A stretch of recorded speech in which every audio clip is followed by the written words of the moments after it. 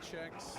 Also, we're going to have to do a stutter check. I'm experimenting with some new recording settings today. So usually, I've been trying to record locally, and I just found out when episode 7 came out that the stuttering was unbearable, and we just didn't notice it prior. And so the last 3 weeks of recording are almost useless anytime there was action sequences, which is a bummer. So what I'm going to try and do now is record at a much higher res directly to the stream. So I don't know if the connection's going to keep up. So how's the FPS look on stream, guys? Very quiet today. That's my good karma's paying off. See if I can fix my volume. Crank up this. Alright, I just cranked up my volume pretty significantly in OBS on my mic. How's that? Any better, guys? Let's check my audio in here. So we got to turn the game down to half so I can actually pay attention. Alright, you guys can hear me? Game is too loud. Alright, cut the volume in half. My volume's too loud now? I'm a little loud? Okay. That's probably me shouting right into the mic to make sure I'm heard. Although I'm not peaking now, so that's good. Alright, let's check our display settings. We got dialogue subtitles on. We're good there. Alright, cool.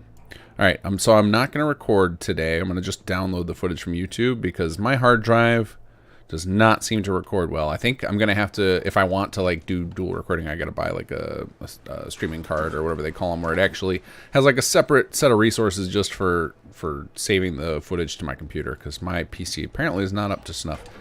Welcome everybody. So we got a couple minutes left here, but so not enough time to do anything before 9 o'clock. There is no guest tonight. I didn't want to make anybody follow up Tom because that stream was so good. It was so much fun, and I didn't want anybody to have to... Whoops, what did I just do? Just made like a grenade sound, and then I didn't throw a grenade.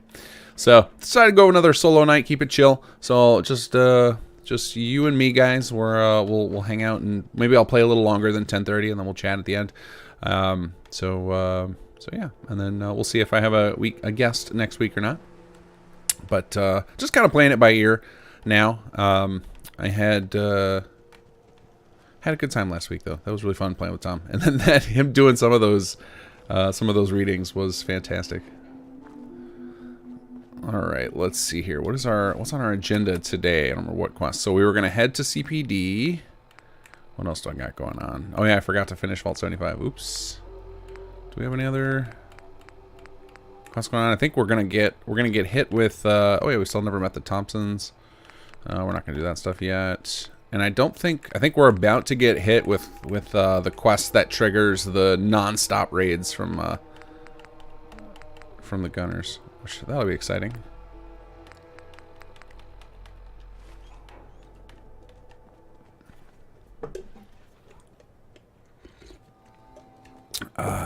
Kez, I think it's gonna turn out to be about $1,200, which is pretty damn good for an hour and a half. Pretty darn good. So you guys are awesome. Let's see here. Mama Murphy's working there. One thing I get... Oh, you know what I was going to do? I was going to make myself some Mark 1 beacons, because that's a good way I can get piles of resources before we get to HQ. All right, 9 o'clock. Welcome, everybody. Thanks for joining me this evening. Just going to be a solo stream, so no guests coming on at 10:30, so I might play a little longer than usual. Maybe I'll go till 11 instead of 10:30. My old man and told me that duct tape could fix anything. I agree with that sentiment. Thanks, Sturgis.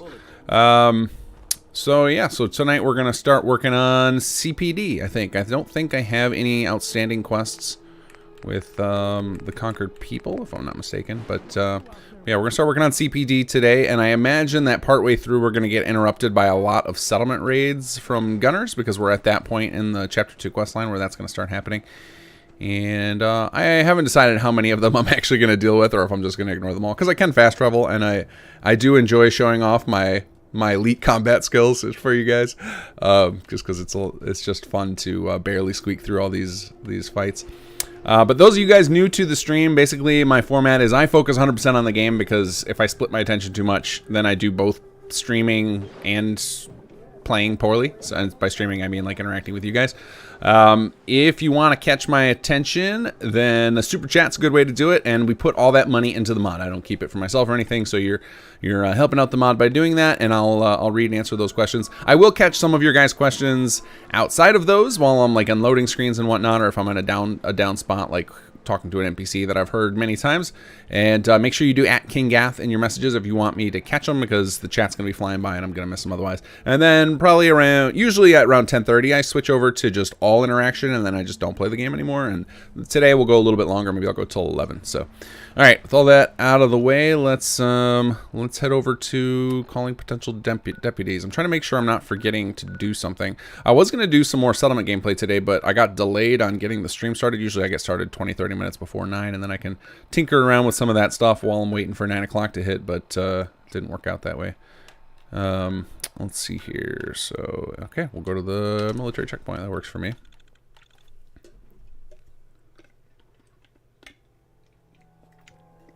Remembered to use a proper vacuum sealed mug tonight, so I've got hot coffee. I'm very happy about that.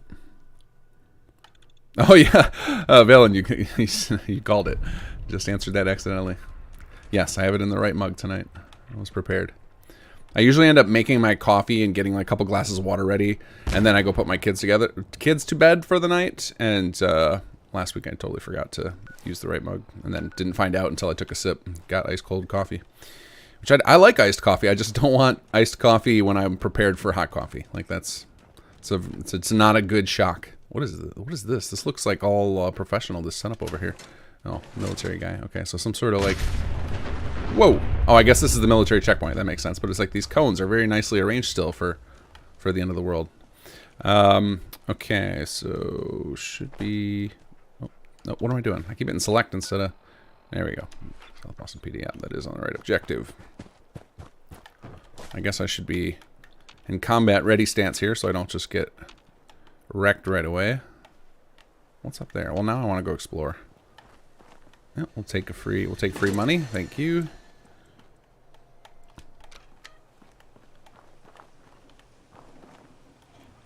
One of the things that's been on my to-do list since Rise of the Commonwealth is I want to stick one of these in our Abernathy city plan for our OTC. I think we even have a spot set up for it. I just haven't done it because it's really complicated to script these elevators to appear unless you just plant it in the world and enable it. Oh, dog meat. Uh-oh. What do we got going on over here? Oh, we got an illegal radio to start. I don't know why I'm grabbing junk. Oh, master lock. Interesting. Is this your place? Okay. What do we got? Sleepwalker's note. Here we go. Don't drop is the only thing that bothers me. Oh, is there a dead body outside that I just missed at the bottom? Because that's grim and hilarious. Oh god, almost was a dead body. Is there a corpse around here? I've never noticed that note before. I love Bethesda games for that. Just get every time I explore them something new. Especially when I spend so little time actually playing them anymore. Spend more time just testing out things like what can I do in the game. I was doing a lot of that this last week. I took a day off of bug fixing because I've been grinding bug fixing. I put in no less than an hour a day on bug fixing, basically since launch, and I just needed a little break. And so I started tinkering with some of the new code for future projects, and that was nice. And it's just fun to figure out what you can pull off in these games. All right, here we are.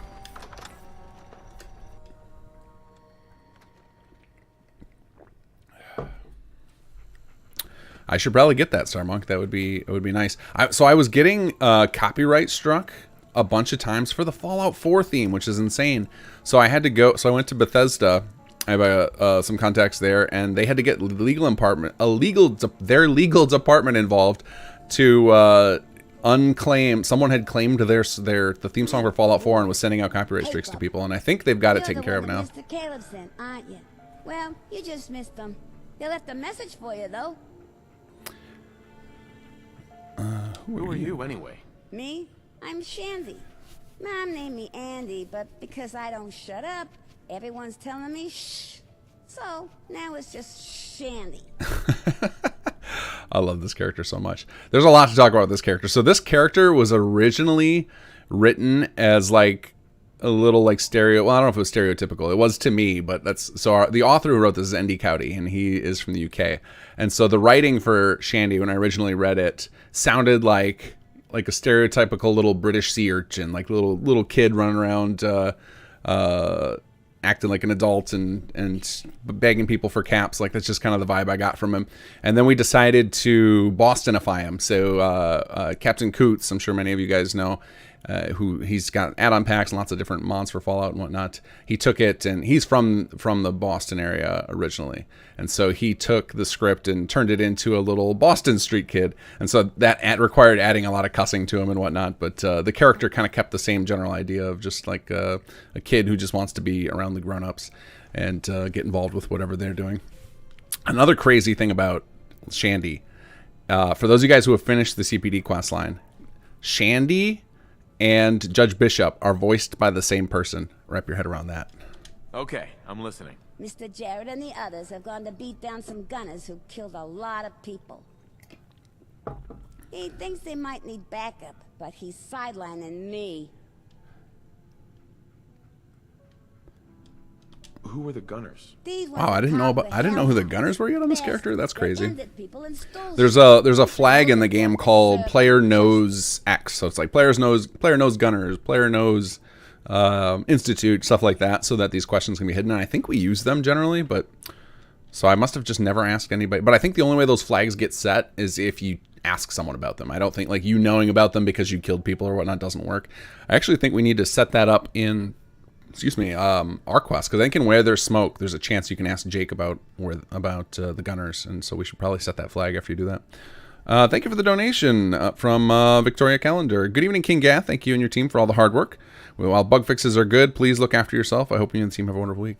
Yeah, I definitely am starting to work in some time to relax, because I don't want to burn out here. And then I have to stop talking. But I also don't want you guys to have to play with bugs for a long time. I feel really, really bad. Every time I watch a Let's Play and I see somebody run into a bug, I'm just like, oh my god, they're like, how many thousands of people had their immersion ruined by that bug? And then I just naturally pop open the CK and start tinkering away.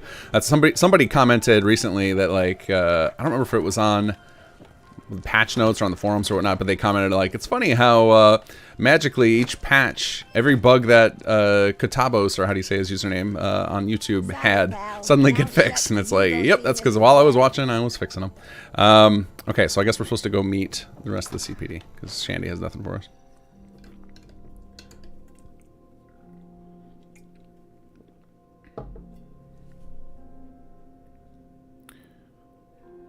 Yeah, the VA for Shandy and the Judge is legit pro. She did some voices for some characters in Oblivion too, so that was like one of our bigger impressive gets of voice actors. But the fact that she's able to do a little kid voice and a ghoul is crazy. Like that's a crazy range. We actually have there's a scene that happens. I think it was broken up until the last patch, so it should be able to happen now. But where Shandy and the Judge interact in like a little random dialogue scene, so there's a chance you can see the two of them talking to each other. I made a video of it to send to the voice actor because I thought it was really cool. Come here, my alert. Turn around. And pop you in your face. I want to kill off as much as I can around here because I know that I've heard many bug reports about this quest getting mucked up from random patrols and stuff, so I don't want to have that experience. This is one of the reasons that so few quest scenes happen out in the game world. There's just too many random encounters that can throw a wrench into things.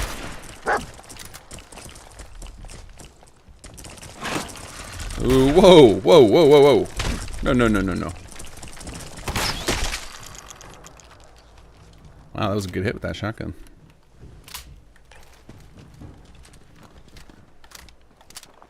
Okay, what do we got around here? I know there's like a super mutant camp around here somewhere. Oh, right up there. So I need to... They've got some patrols, I think, that go around the perimeter. I need to take those out so they don't interrupt this scene we're about to have. I'm really looking forward to CPD because I've never played it personally. I've played with some individual quests for bug fixing, but I've never played through like the whole storyline myself. And I hear there's a lot of quirks with it. And the wiki team put a note on our every week. Our wiki team posts messages on a spreadsheet for me to look into, because I'm one of the few people on the team who know the answers to most questions about the mod. And one of the questions was, is there a time frame on fixing CPD bugs? And I was like, uh-oh. So hopefully I run into them, so I just have saves to fix whatever bugs that she's referring to. I just saw Feral Ghoul, but the Feral Ghouls aren't the concern I have. It's the super mutants over here. Because I know I've tested, so I did have to do, while I haven't played this quest all the way through, I have played this section a lot because I was recording videos of it, and a super mutant patrol kept coming by, so I gotta find it. Here, muty. Did I already clear? No, there's no way I cleared them. I haven't been here. I guess I have. Because I had that map marker locked out. I don't know what I was here for. I don't remember being here.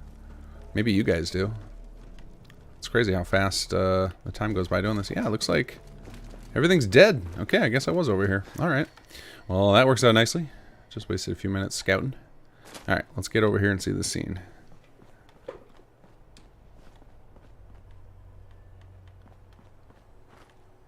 Uh-oh. The scene's already breaking down. Sergeant Lund, have you got a minute? Yes, boss. What is it? Oh no! This is hilarious. So remember I just mentioned the random dialogue scenes weren't firing for CPD. Well, I fixed that, but we didn't think to flag them to only run inside the CPD headquarters. So one of those random scenes is firing right now while Jared's supposed to be injured. Ah, that's hilarious. And looks ridiculous. All right, I got to put it on my notes. Prevent Thanks. Keep up the good work. CPD dialogue events outside of HQ. Events outside CPD HQ. There we go. And now Jared will go back. Nothing to see here, people. No stupid scene to see here. All right, let's go. What do we got? Excuse me. Right, you piece of shit. Start talking or I'm gonna turn your head into a sieve. If you just give us the information we want, I can guarantee that you'll get a Simon, fair trial. over here. A fair trial? What are you? Just fucking talk. I will blow your fucking head off if you don't. I don't think your boyfriend will like that.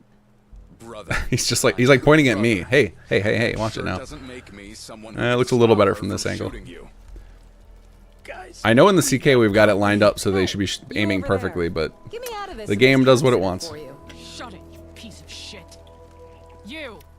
Who are you, and what are you doing here? Got your I got message. your message. What do you want? hey, it's okay. They're the one Caleb told us about. I kinda asked him along. Shit. Shandy got you the message then. What took you so long? The gunner's giving you trouble? Yeah, I'd say they are at that. Maybe someone else can explain why we're here while I rest and wait for that last stim pack to do its thing. Well, we're here to ensure that justice is done. These people are murderers, and we need more information. Can you tell me about your trouble with the gunners? Oh, damn it, we don't have time for an exposition. This murderer knows where other murderers are, and they need to talk. Look, I can get it. I really like the out. voice You acting just in this need to quest get out of line. my Came way out and really let good. me work. Can you do it or not? Of course I can do it. This is what I do. Lena, So why not aggro. let them have a go? It can't hurt, and if she still isn't talking, you can have another try. Fine. She's all yours. Let's see what you can do. Yeah. What can you do? Yeah, I think one of the bugs people are reporting, I think some of you guys are talking about it right now, is What are you doing? this out character here? wasn't flagged My ass as kicked and protected, asked so stupid she could questions. be dead from a random Not patrol much. when you got here. You? All right. Talk. Hey, Here you're we a go. reasonable And person. that die roll. Promise to keep this one from killing me, and I'll give you what you want. Tell me, why should I let you live? Cause I can give you our real leader. You don't want to kill me. You want to kill him. He's called the Butcher. Real psycho he is. Led us on raids, kills in all kinds of nasty ways. I can tell you where to find him. Nothing's ever that easy. Well, Yeah, give me those we call him the charisma Butcher 'cause checks. of how he chops up his victims. Actually, oh, that was actually awareness, We wasn't had it? to That was a go perk along, check. or he'd chop us up too. He left us to set up as a raider. He's got a secret hideout The that I perk can checks take we you did. to. I remember when we were originally Better discussing kill him them when we were trying to figure out He's how to do different it. than he looks. For the longest time, I was talking about doing stuff like dynamically swapping the player's charisma to make it look like it was a proper speech check, and then somebody pointed out, I was like, well, there's an option that says always successful. Couldn't we just use that? And I was like, that's probably why Bethesda put that there. Sometimes I over-engineer things you'll see as my when it first goes option. It's the whole if the only tool you have is a hammer, everything looks like a nail problem. Shit! That wasn't me! It wasn't me! Came from over there. We've got company. Head down, Jared. I don't know if you guys have noticed this, but old Jared is the same voice actor as old Paul. Just with less earthworm. Get him, dog. Oh, don't stomp on my dog. We're so close to getting more information out of her. We'll follow up on what she told us. It'll all need corroborating anyway. We can check this lot's Where's Simon talking from? I can't find him. Hey, I'm really glad you chose to come. I gotta sit down and get my breath back now. What? I'll continue to help, but you owe me an explanation first. You're right. We owe you at least that. We're the Commonwealth Police Department. Well, I guess we should add in a little we've got some post AI packages to make them all run back over here, Plans are first so and that the scene foremost plays a little better. justice for what these animals did. Now everyone's had a rough day. Maybe we should get back to the station, where we can tell you all about what's going on.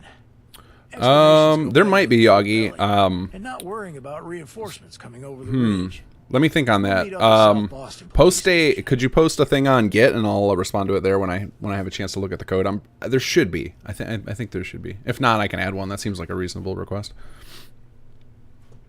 Simon is a container. Hold on.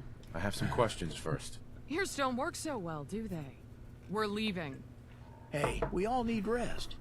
Once we're back at the station, we'll be happy to answer all of your questions. Bye for now. I think Jared was supposed to stand up during that. I think I need to set up like I've been slowly looking at tinkering with CPD. The guys who did it, SAG and ND Cowdy, I think they are tired of messing with the quest line and don't want to touch it because it was really hard to get working. This is a really complex quest line because there's a lot of what do you call it? There's a lot of Radiant quests and extra dialogue and stuff. So it was quite the feat to get it all working as is. So I think I'm gonna touch and try and get it smoothed out because I'm always just trying to get like in my head when we're done with this. By the time I walk away from SS2, if you, at least I can't say for if you have other mods, like there's always going to be conflicts, but I would like to have it so that if all you're using is SS2 and other mods that I've released, that all the quests will play out pretty darn good. That's my dream. So I'm gonna. Oh, there's our super mutants I was expecting. Why did they respawn after that? That's weird. Well, now I gotta go kill them. That seems very suspicious that they would respawn exactly as I finished up that quest. I wonder if we have them set up to disable during the quest or something. That would not shock me. That does feel like something we would do. We have done that on occasion. Just disabled nearby monsters during a quest so that they don't interfere. Because there's another in Runners and Gunners, the quest where you go to Vault 75. We had some NPCs that were messing with Aiden when you would go meet him outside the school, and I remember we disabled them.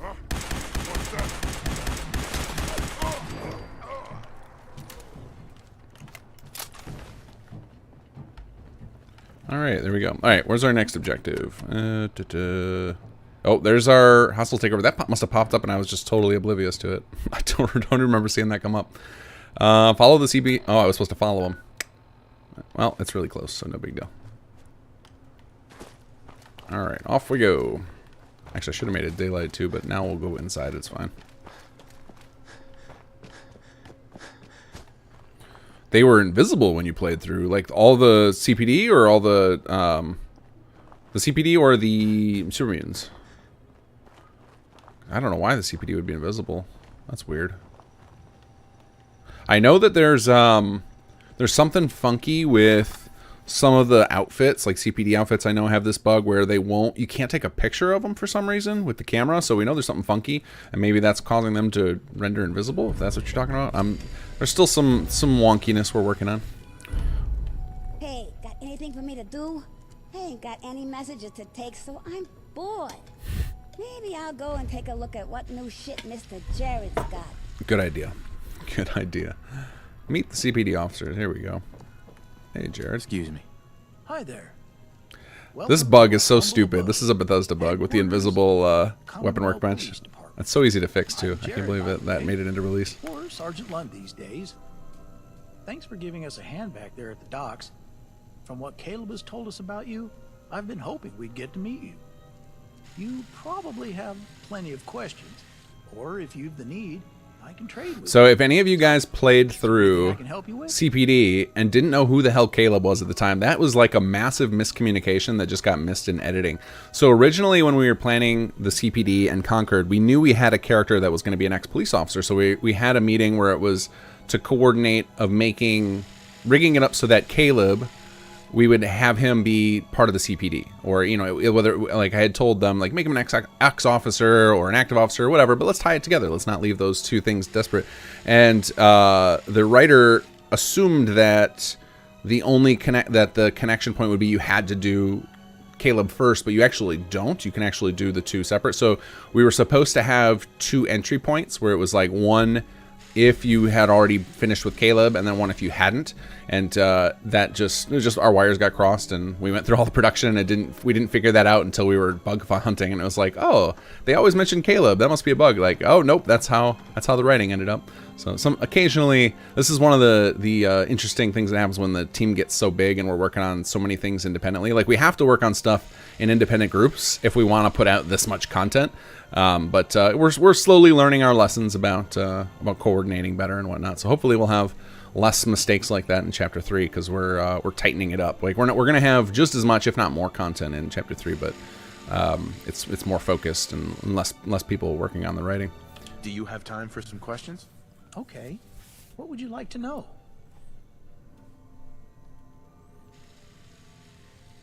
Nice place you got here. I found it a while back. Made for a great hideout in an otherwise nasty area. I dug up a stash of old police gear and a good place to store my goods. Stark of the North, how can one reactivate the caravan algorithm? I'm currently stuck in some part of the storyline because the caravan service in Tavern to Boathouse does not find any other caravan services. I mean, that update should happen a lot. Try refreshing the plot. And if you refresh a caravan plot, that should make it recalculate. But the recalculation on those for the caravan services is you got to make sure all the caravan plots are active, and there's also a range limit of how. And I actually did a check in game to see how long it was.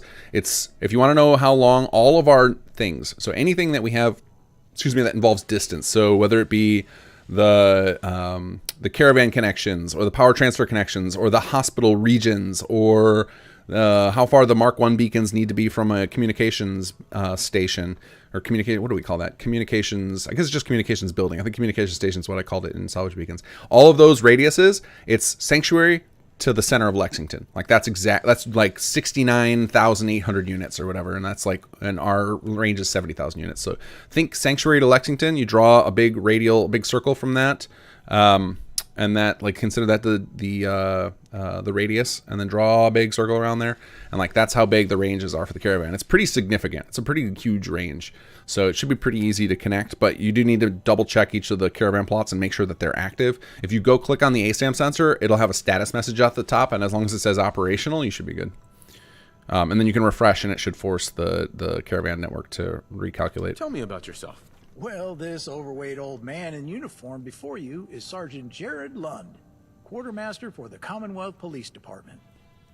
But that's mostly recent developments. Just about all my life, I've been a scavenger and traveling trader, a finder and seller of great salvage. I met Shandy when he was just a street kid, trying to pick my pocket. After listening to him go on and on, I gave him a home, and work is my runner. After all, The years have slowed me down some, and it would be a waste not to pass my extensive knowledge on to a new generation. Was there anything else you'd like to know? I didn't smack my lips, Z Games. Look out! Sergio Solis, thank you for the donation. Hi, King Gath. Is there any chance of moving these live playthroughs to Fridays?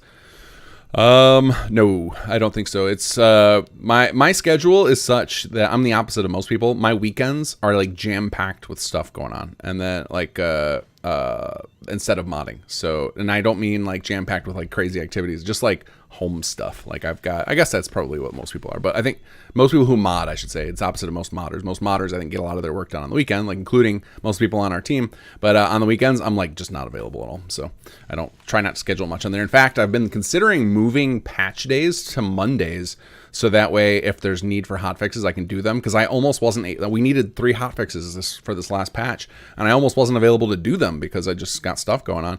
But I fortunately was able to. Fortunately, the people on the forums were so quick at figuring out the exact cause, and one of our new testers figured out one of the bugs, so I was able to patch them. Because as long as I have the information, it's it's not a huge deal. It just takes 20 minutes to recompact the change and everything for simple bug fixes that other people find. But yeah, I definitely, Wednesday works really good for me for streaming. I could move it to another day in the week, I suppose, but. Yes. It would be like Monday me through about your Thursday. It's not trouble going to be a with Friday gunners? for sure. Gunners have been making more and more mischief across the wealth in recent times. The ones we're after right now are called the Hellhounds. The Forsetti family were good customers and good friends. They had a nice little homestead not too far off, till the Hellhounds came along anyway. That family breeds stubborn souls, and the Hellhounds are evil bastards who'll take the least excuse to turn things violent. I really do need to go back to a settlement and build up a communication station. I really want to start using the Mark 1 beacons to get rich. We might do that after I talk to all these guys and get some missions. CPD exists to end the Hellhounds. Was there anything else you'd like to know? I don't have any more questions. Was there anything else? Yeah, can I help out? Anything I can do to help out? Okay. There is something I think you can help me with if you're interested. There's an old police station which we'd like to get back up and running. And I'd like to get access to a pre-war stash which should be there. East Boston Station is being picked over by a nasty bunch of scabbers. And I'd like someone to take care of them before they get into the stash. Why don't you tell me what's so interesting about this? Well, going by the records I found, there should be stacks of police protectrons down there, just waiting for activation. If I'm right, and we can get them working again, we'll have a huge boost to our manpower. Well, robot power. You know what I mean. What do you need me to do exactly? Right, so East Boston Station is a bit of a flooded ruin, but it has a storage yard attached to it that should have a really useful stash. The scabbers have worked out that there's something good there, but they can't get at it. So we need to get them evicted before they can work it out. After you clear the scabbers, you'll also need to get the control terminal working and activate the stock. Then it'll take care of itself. I suppose I can do that. Great. So evict those scabbers. Every time it goes to the close-up and the weapon thing disappears and he's just kind of like cranking midair on nothing. And then it comes back right away. I love this quest. I like the getting the robots. I haven't actually played it myself, but I watched a lot of people play it. It's always fun to see all those robots marching along. Yagi, I'm with you. So when I was in my 20s, I used to be a super night person. Like I'd go to bed at 4 or 5 in the morning. And I always was wondering, it's like, man, are we ever going to get to a point where there's just like a dual society where there's just a whole bunch of night people, like we're up all night, we're doing their work at night and then play during the day and vice versa. Because that would make a whole lot of room for more people, especially in the cities. And that never came to be. Now I find the value in having a somewhat early schedule because people won't bug you first thing in the morning usually. Like my phone doesn't ring like crazy with work problems at 6, 7 in the morning, so I can get stuff done. So I see the value of waking up early.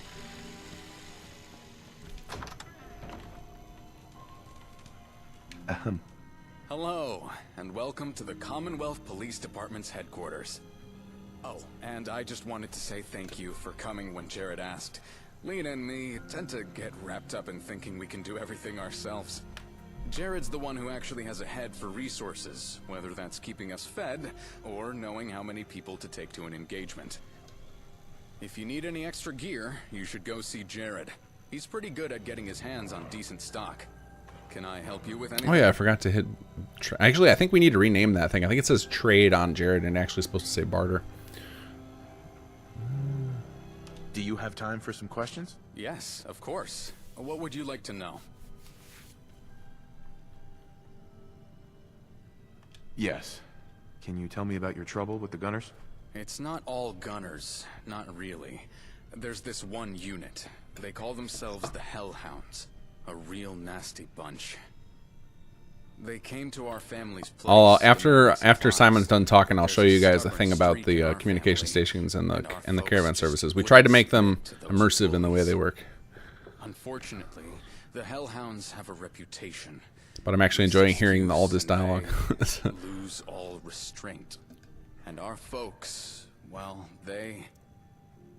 Lena and me, we were on a trading run to the city.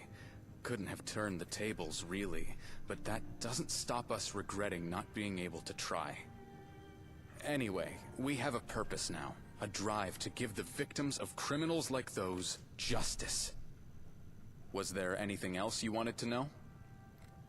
What are you guys doing out here? Let's hear you talk, buddy. This Tell me all the was at things. first just a sanctuary, but This we is one found of the fun things about playing gear from the pre-war police force. quest mods and stuff. Is Putting just on these you uniforms after you gave us play all the any purpose, Bethesda a game reason to keep going, a thing once, like the to second unite time us, listening to all the dialogue something to options be is way part less of. fun. But this is the first place time I'm is hearing just some of the this start. dialogue. We're going to keep recruiting and spreading out into the other stations, bringing law and order back to the wealth. Was there anything else you wanted to know? Tell me about yourself. I'm Simon Forsetti. Lena is my older sister. And we're all that's left of our family. We grew up in a farmstead not too far from here. It was hard work, but we Forsettis are a stubborn bunch. Mom really nurtured my love for reading. Not an easy task, but she always managed to find things for us to read.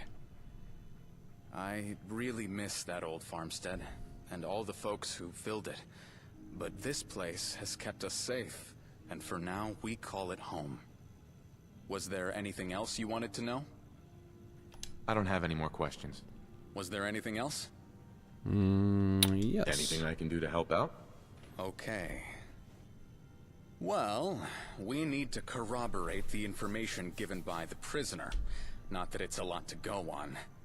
It also showed that we need to build up if we want to take on people like the Hellhounds. Lena and Jared have some ideas you could maybe ask about. There was something I had in mind too.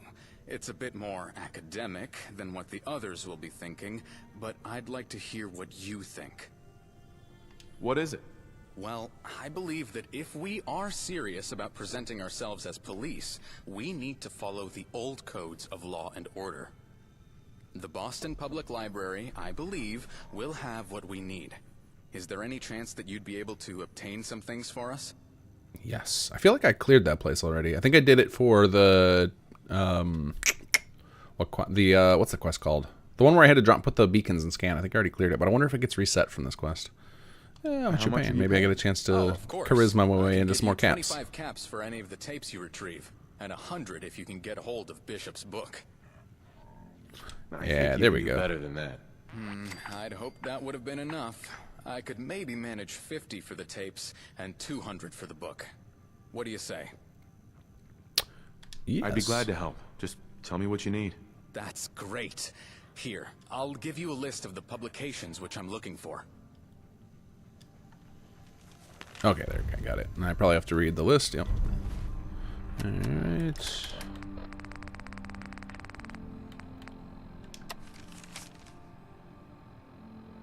Okay, we need to get Judge's book and a bunch of holotapes. Got it. Okay. All right. Here we go. Okay, so I can talk about communication station now stuff. So I see Mythor, you were asking, does it act as a recruitment beacon? It's supposed to. And you should be able to confirm that if you have when you're staying near a settlement that has that, you should see the, what's it called? Settlement recruitment beacon should come up. If that's not the case, then that is a bug. It is supposed to act as a recruitment station. So I'm going to go to my map to show you guys. So what we tried to set up, or it is set up, I haven't tested it in a long time, but I assume it still works, is let's say I have a caravan in Sanctuary, right? And I've also got a communication station. And we know the range goes to Lexington, right? So if I have another communication station in Starlight, that extends that range out to, you know, about over here, down at the corner like BADTFL or whatever. So now, because I have a communication station here and here, I can do a beacon and it relays the call from Starlight to Sanctuary, and it'll send the caravan services from Sanctuary, because even though Starlight doesn't have a caravan, it is on the same communications network as Sanctuary. So it looks for, it first checks for, does it have a, if it could jump from settlement to settlement to make a communications connection, and it finds one of those settlements on the communications network that has caravan services that isn't doing anything, it'll send that settler out to collect the Markman beacon. So, you know, presumably you're more likely to have more caravan services and communications stations, so it's not like super useful, but it was some little like extra immersive feature I tossed in there. So really, I would imagine what you're more likely to have is a caravan services in every single settlement and the communications in the occasional. But if you wanted to do it the other way, we did try and make that a little bit realistic. All right, now we're going to talk to Lena, and I think she's going to ask us to scalp some folks. I believe is what she asked for here. Great. It's you again. And? You want something? You know, you'd think Bethesda would have had, because the outfit she's wearing right now, it is our own custom, but it's a mashup. So the arms are based on default. You'd think that they would have tested all their animations with a handful of outfits. So it's weird that her arm is clipping like that into her own hand. Do you have time for some questions? Okay. Jared seems to think you'll be a useful ally, and he has an annoying habit of being right. What do you want to know?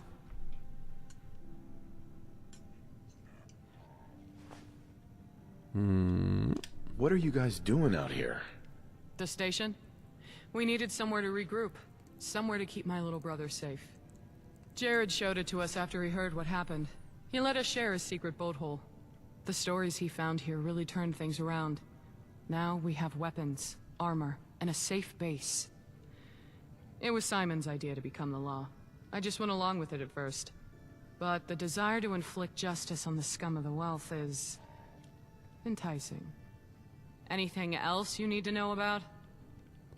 This is one of the characters where I was blown away by how well the voice matches the face that the people made, because it was done well. I think Kobus, our director for this, does use the faces to help choose the character, but I always felt the face of Lena really matched this character and voice really well. Yes. Can you tell me about your trouble with the Gunners? The Gunners are trouble for everyone. Strutting about like they own the place, taking and killing with impunity. They sent one of their units to take supplies from our farmstead. Those animals killed everyone and tore the place down. I'd taken Simon to DC. We weren't there. We couldn't help. I could only keep Simon safe. Now I hunt them. Any Gunners will do, but the ones who did it, the Hellhounds, they're the ones I really want to find. Anything else you need to know about? Tell me about yourself. I'm Lena Forsetti, big sister to Simon, the bookworm over there. Daughter to parents taken before their time. And now, a captain in the police force who will achieve vengeful justice on those who took their lives. Anything else you need to know about? I don't have any more questions. Anything else? I wonder. Wait, why did that light up again? Like I didn't ask it. Do you have time for some questions? What do you want to know? No, I don't have any more questions. Anything else? It's weird how some stuff lights up and sometimes doesn't. Like when there's actually a so I think each of these three folks, Lena, Simon, and Jared, have 2 quests each, and I think you have to go through "Can I help out" for each of them. So you have to like push it a second time, even though that's not intuitive. Which is something on my list. I've actually been discussing it with SAG lately of just duplicating the can I help out, because I think that'll make it so that it lights up the second time, but I haven't messed with it because, like I said, I'm kind of slowly gearing up toward the idea of touching CPD, but I'm so afraid to. I just don't want to. I don't want to turn it into a 99 bugs in the code into 127. The cat meme. I'm sure you guys have all seen. Well, many of you have seen. Any of you are developers have definitely seen. Anything I can do to help out? You want to help us out? If you don't get in my way, there might be a few things you could do. Jared's our quartermaster, and he could always use help keeping us in bullets and caps. My little brother Simon probably has something very worthy he needs your help with. And for me, well, how do you that feel smile about on her face while she's killing saying that. gunners? More than happy to stick it to the gunners. Good. Then you're really gonna like this. I'm putting bounties on gunners. 25 caps ahead. Well, head tattoo. Only way of proving you've really put one down is to cut that tattoo off their forehead. And there's no nice way to do that. This isn't something for the faint-hearted or moral types. But you bring me those tats, and I'll give you the caps. You'll have to do better than Oh that. yeah, you can get pretty rich off of this. I like your style. Maybe I can push the bounty up to 40. Just for you, mind. Yeah, Done. I'll do it. Great. We can buy all the ammo so that I can just Anything else? spray and pray. Nothing right now. Good. I have things to do. Okay, so we've got 2 quests and a bounty. Awesome. I saw some questions I was going to answer back there too. So Mythor, regarding your Oberlin station, so there's one other things about the communication station. Not only does it count as a recruitment beacon, it changes the way recruitment works in that settlement. It makes it so that you won't get more settlers than you have beds and residential plots combined. And if I'm not mistaken, like usually when I make a change like that, I make it so you can turn that feature off, because I don't want to. I hate manipulating the base game without giving you guys the option to bypass it. So it should either be an option in the holotape, or I wouldn't be shocked if we put a switch inside the plot to turn it off if you want to just use the vanilla beacon instead for the vanilla recruitment method. So it could be that you just didn't have enough beds or residential plots available. Could be why you got stuck with 6. I don't know, but I'll definitely play with it and see. I'll go put it in a settlement right now, in fact, so we can find out. And then you guys talking about the laser turret, or the big laser cannon? It is just a turret. It's just like a super ass-kicking turret. Like it'll one-shot basically anything. We are at some point, we've got it working in a demo build, but it's really unbalanced right now. We got to fix it because we can't have it in chapter 3 as it stands, but we are going to make it eventually so that the player can hop in that thing and take control of it, because that's just too awesome. All right, let's put in a communication station somewhere. Where do we have a spot for one? Like, this would be a good spot since I'm going to be looting all downtown. Yeah, why not? We'll put it over here.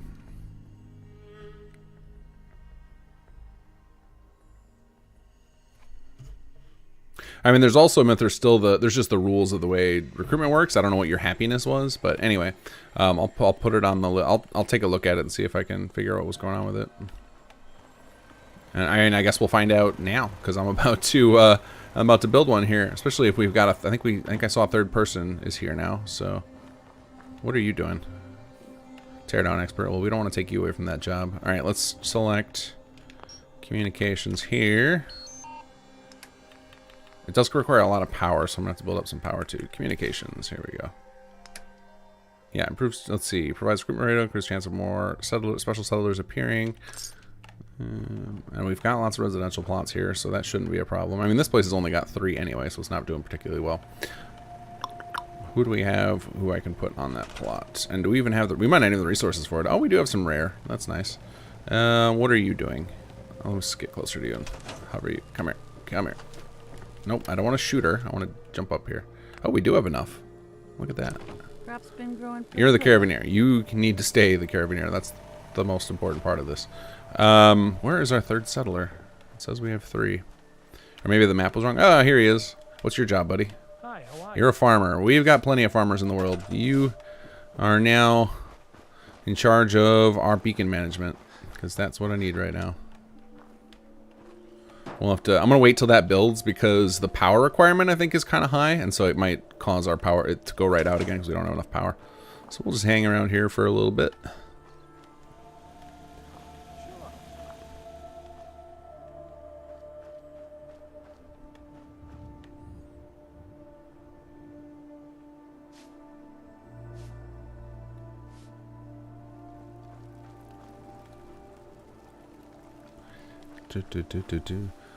Can we join the Gunners and take over their operations? Not currently, no. I don't know that there will be anything like that. But I can't really speak to... who knows what craziness Sarik is going to have us do in Chapter 3.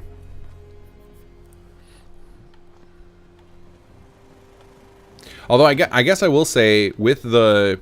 if you haven't played Conqueror in SS1, back when that was our main focus... those mechanics will be coming back, and part of Conqueror was a faction pack system where basically add-on authors could release different factions that you could be and you could raise armies as, and so like with that it should be possible. We are going to do faction packs a little bit differently for Chapter 3 than we did with Conqueror, because what we found is that a lot of add-on authors were releasing some of the key factions and they weren't keeping oh, this is no good. What is that? They weren't keeping them updated, and so whenever we would patch in new features for Conqueror, the faction packs wouldn't support them, and it was really irritating for folks. So we have some solutions for that in mind so that we can... I can't tell. What is that? That's got to be like wires, right? Why can't I select them? I've even got... I think I got extra object selection on. Let's try it. Extra object selection. Yeah, I can't highlight these. What is that? Let's try clicking them. Console. Yeah, those are definitely power wires. Disable. I meant they must have been created by F4SE when the power cables ran. That's really weird. Okay, let's turn off extra object selection so I don't scrap the world underneath me. There we go. Got our communications up. Now we need to build a Mark 1 beacon, because I don't think I have any. Let me check. Miscellaneous. Oops. Where's it at? Mark 1 beacon. Mark 1 beacon. Yeah, I don't have any. So we need to find a city planner's desk, which we should have in here. Not in there. Where would we have stuck it? Oh, I bet it's inside the little railroad tower thing here. There we go. All right, let's see if I got enough resources in hand. Mark 1 beacon. Yep, we got exactly enough for one. Perfect. Drop this in a clear location. Have caravan services worker come scour the location for junk for a settlement. They may even discover other things while they're there. Each caravan services worker can go on one salvage mission at a time. Requires communication building and a level 2 caravan services. Okay, so what is our caravan? Is our caravan services ready to upgrade soon? Let's see here. New details. Okay, it's level 1 right now. So to get this thing to level 2, we just need to make sure. Okay, happiness is going to be our barrier for that. So we need to get this place happier. So let's build some. Let's build some more rec plots. Recreation. Make sure everybody's got a fun thing to do. So we'll use some interiors because we don't got a lot of room left here. What do we got going up here?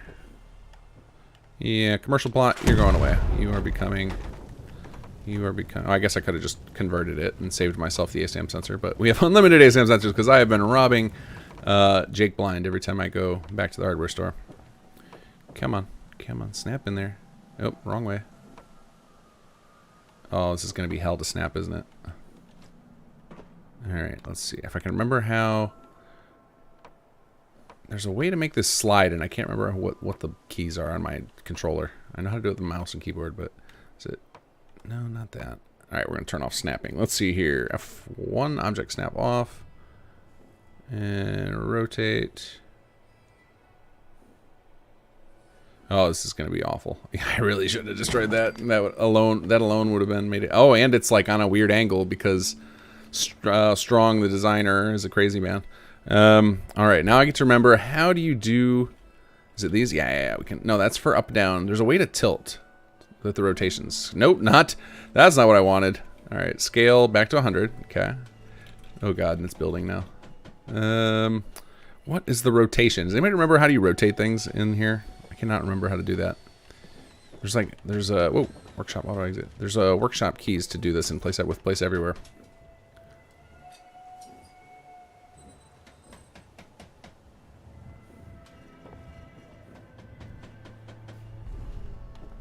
Yeah, I can't believe I scrapped that. That sucks. Alright, we're going to have to... Let's see, do I have a recent save I can just hit scum back to? Yeah, we'll just go back to that one. I don't. That's probably like right before, after I jumped down there and already scrapped it, but we'll try. Let's see, is it still there? All right, it's still there. Okay, now let's check. Our communication plot's still there. Good. Okay, cool. That was a lucky autosave. We will take it. All right, let's convert this guy. Advanced. No, that's not what I want. Configure plot, or customize plot. There we go. Change plot type. There we go. Okay, let that do its thing. Do we have any others we can swap over that are not being used? So you're working that one. This one, is this one built already? It is built, but I don't think anyone's using it. Let's see. Come on. Give me that menu. Unoccupied. Well, I kind of want to leave it anyway, because I want the next person to move in here to use that thing. What can we sacrifice? We got some homes. What's in this thing? Yeah, we'll sacrifice one of these houses. You guys can live with a rec plot right inside here. Alright, customize plot, change plot type. Recreational. Alright, we'll see if these guys build right away. We want all the happiness. Because I don't think we ever... I think in the core mod, we never ended up doing interior training types. So I think these are all... yeah, they're all relaxation types. Perfect. So those will give us just straight happiness boosts. As soon as these folks decide to assign themselves. Let's see. I think we might just force it here. Let's... Come here, you. I don't know who has happiness, or who has a rec plot and who doesn't right now. We'll risk it, though. Oh, you unassigned yourself from your job plot? Come on. We'll see if it fixes itself.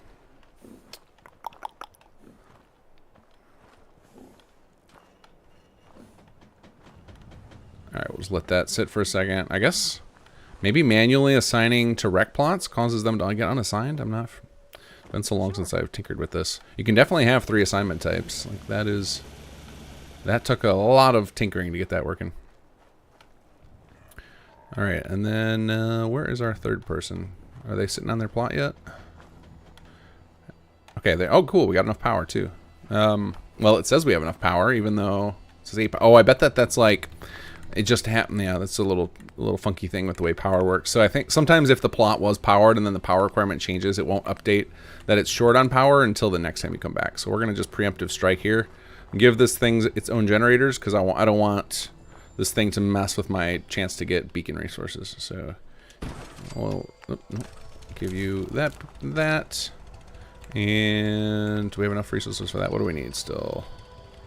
Well, I guess I was cheating before. I don't need to suddenly stop cheating for building in workshop mode. So we'll go, let's see here. Yeah, see now that updated the grid and now it's not powered anymore. So we definitely need to, what can we do here? See, that is going that way. Where's our current power? Because I need to make sure this thing needs power and... Okay, so I guess we can steal this generator over here. So in order for plots to upgrade, they do need power. And some of the more advanced plots, like the communication, they have to have power to even function. So we're going to make sure that's the case here. Alright, what do we think? Yep, you got some power. And then we'll give this guy his own generator, which we're going to just... I don't want to run around trying to find more junk, so I'm just going to cheat here a little bit. Don't mind me. This is already more time than settlement gameplay I intended for this moment, but alright, let's wait for that to update. And let's see. Okay, good. She's got her assignment again. It just hasn't updated the floating icons yet. Cool. Alright, where'd our guy go? Where's our communications guy? It's not you. Let's make sure she's still the caravanseer. Yep. You gotta take things one day at a time. Alright, where did we find that guy? I think he was stuck in a house somewhere. No. Did he just leave? He just left town? Oh, there he is. Yeah, I wouldn't be surprised. Comms operator. All right. And then do you have your rec assignment? Let's see. Oh, yeah, I forgot we can check with this. Just wanted to trade a few things. Activate. and then exit out. And you can see on the little info box there. I actually should put the auto info box on. I think my system can handle it. All right, let's come over here. Get you the new rec plot I set up.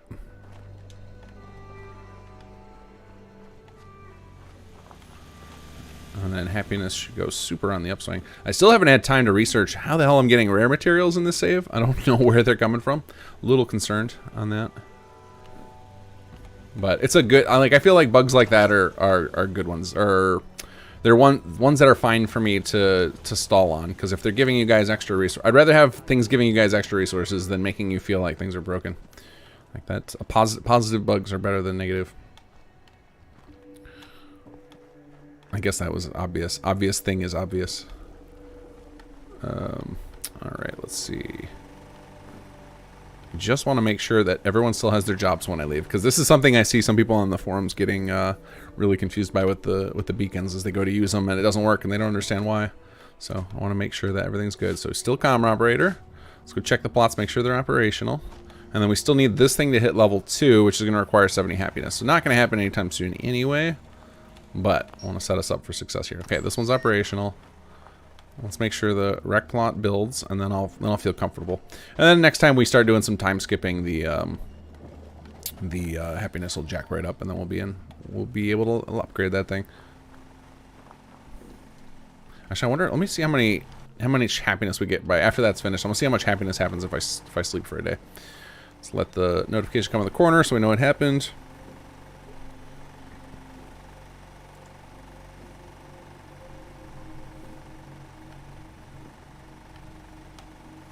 Alright, let's see here. Oh, yeah, I have 0 defense. Whoops. Well, that's not helping with our happiness situation, is it? Yeah, we definitely need another settler here. But our happiness is on the rise because we're cheating it with rec plots. So, oh yeah, happiness and defense are what we need to upgrade that. Okay. You guys probably saw that earlier when I was in here and I wasn't paying attention. I mean, I guess I can turret spam just because I just want to show this off and I don't. Oh, let's try sleeping. Let's see how much happiness we gain. And then that might trigger a new settler to show up. So we're going to do... I think I determined that pastime works, but set game hour doesn't. So we'll pastime 24 hours. Oh, good, rain. My favorite thing.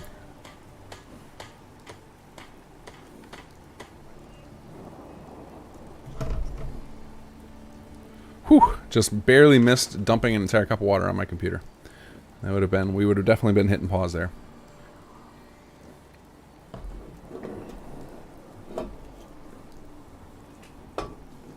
Okay, oh, happiness jumped by, I think it was at 41 and it jumped to 52. That's nuts.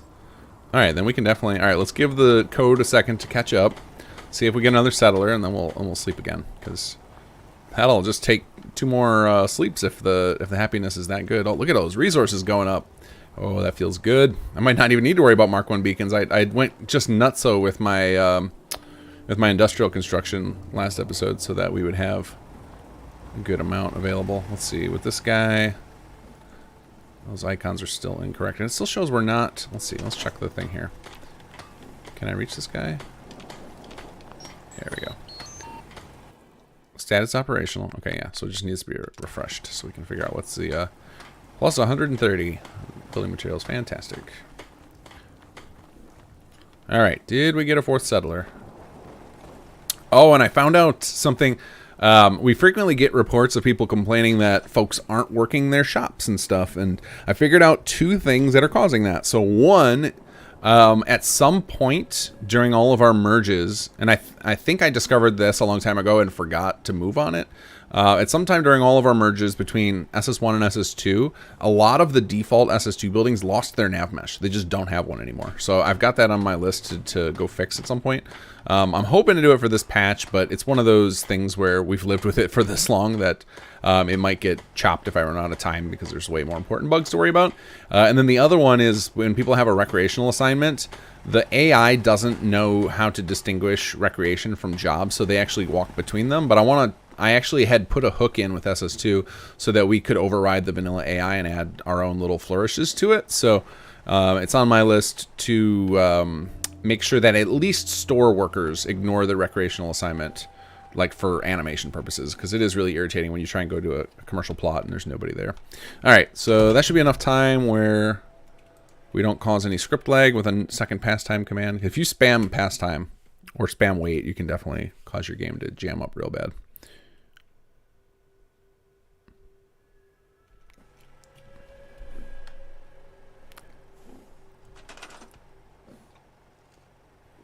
Yeah, it's jumping up 10 happiness at a time. This is fantastic. I'm only going to have to do this one more time. Don't mind if I do.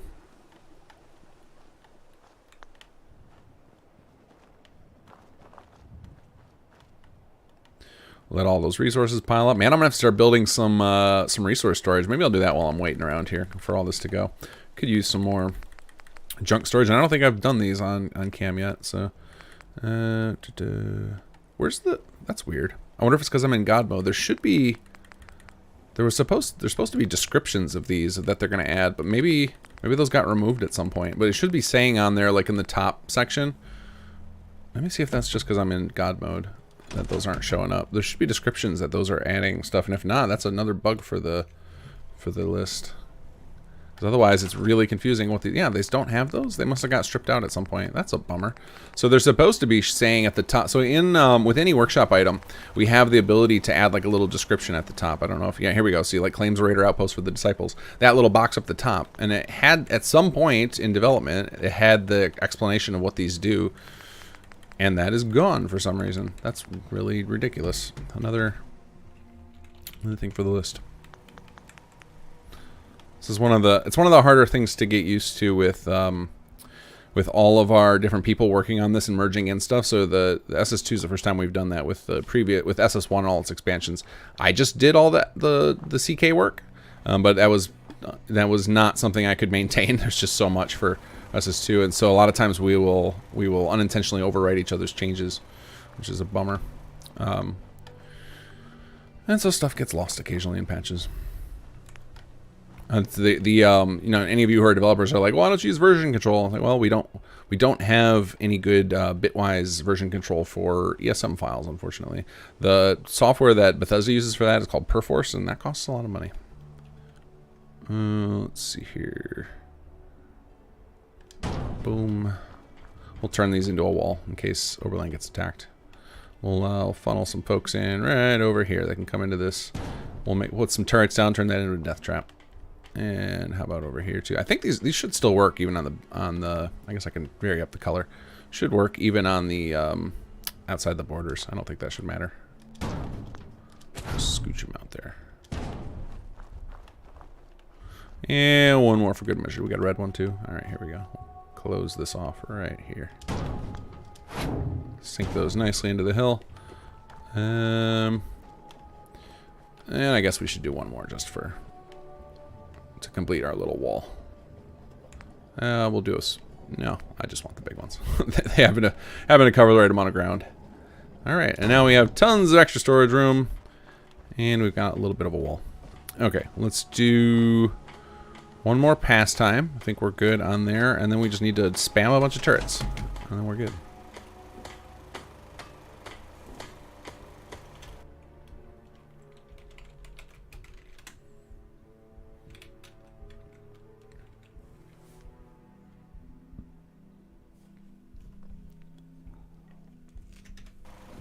There we go.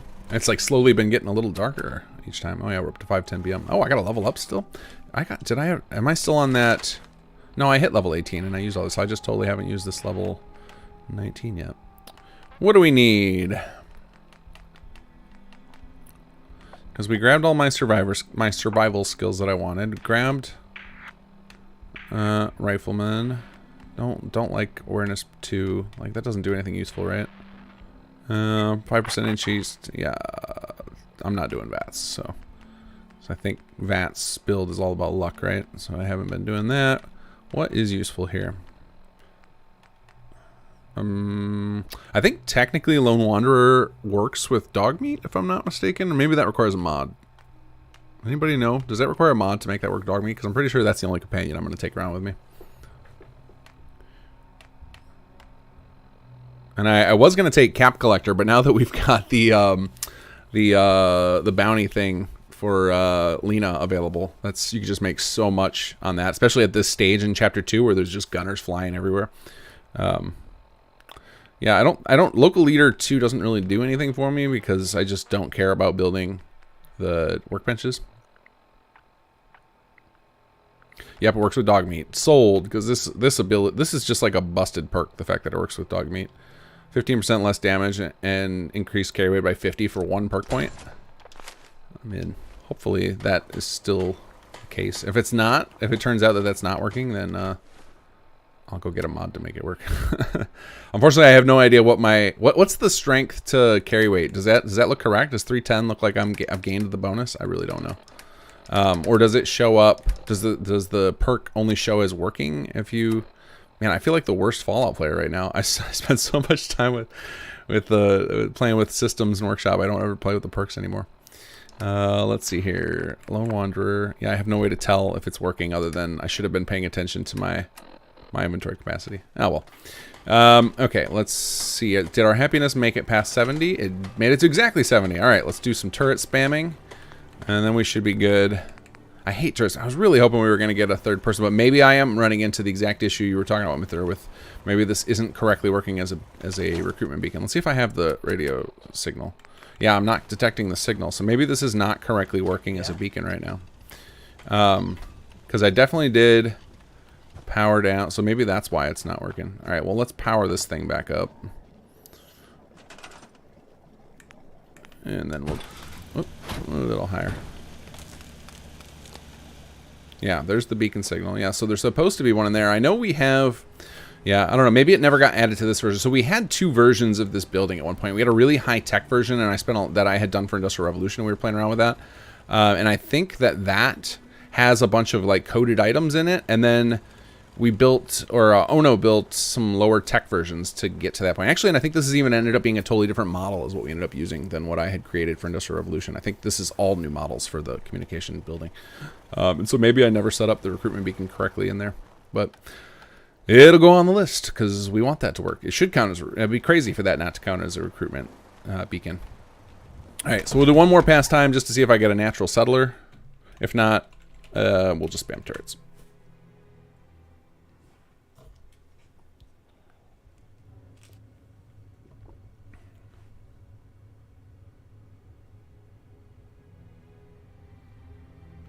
Okay, you guys all know. You guys saw I had 260 before. Beautiful. That's so awesome that it works. All right, I think that's a new settler.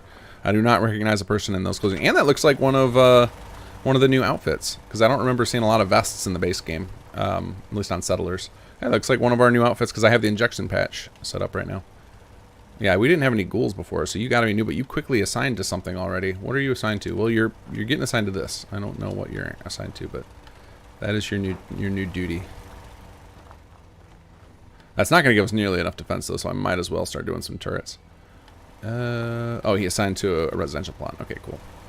So let's go ahead and put some turrets. I said I wanted to make this a murder box, so let's do that. I hate turret spam, but sometimes, you know, augmenting with a few turrets is what I like. Like, that's one of the reasons that, you know, martial plots, like, unless you spam them like crazy, generally in the early game are not going to meet all your needs, because I like a little bit of turrets.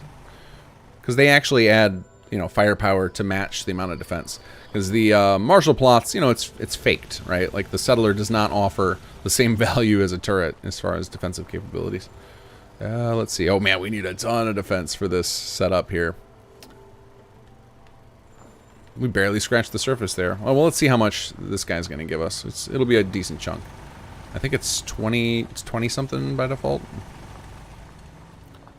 Unfortunately, none of I haven't been able to afford to put training plots in. Otherwise, I could start bursting up the value of some of these things. Ew, I don't like that at all. Get that out of that tree. Let's pretend we're trying to be immersive here.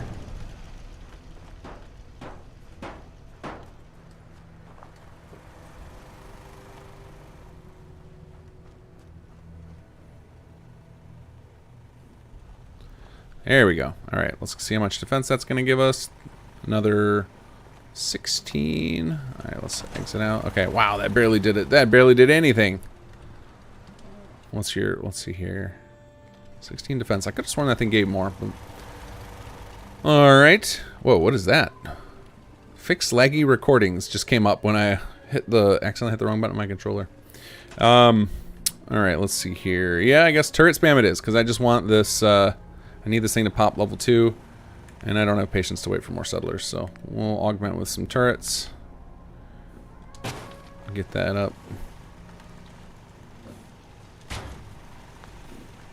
Yeah, one of these days I am going to just take a whole bunch of time and go nuts with settlements. I started doing that last week, but I didn't get on early enough, and today my schedule got ruined on me. Yeah, turrets for everybody.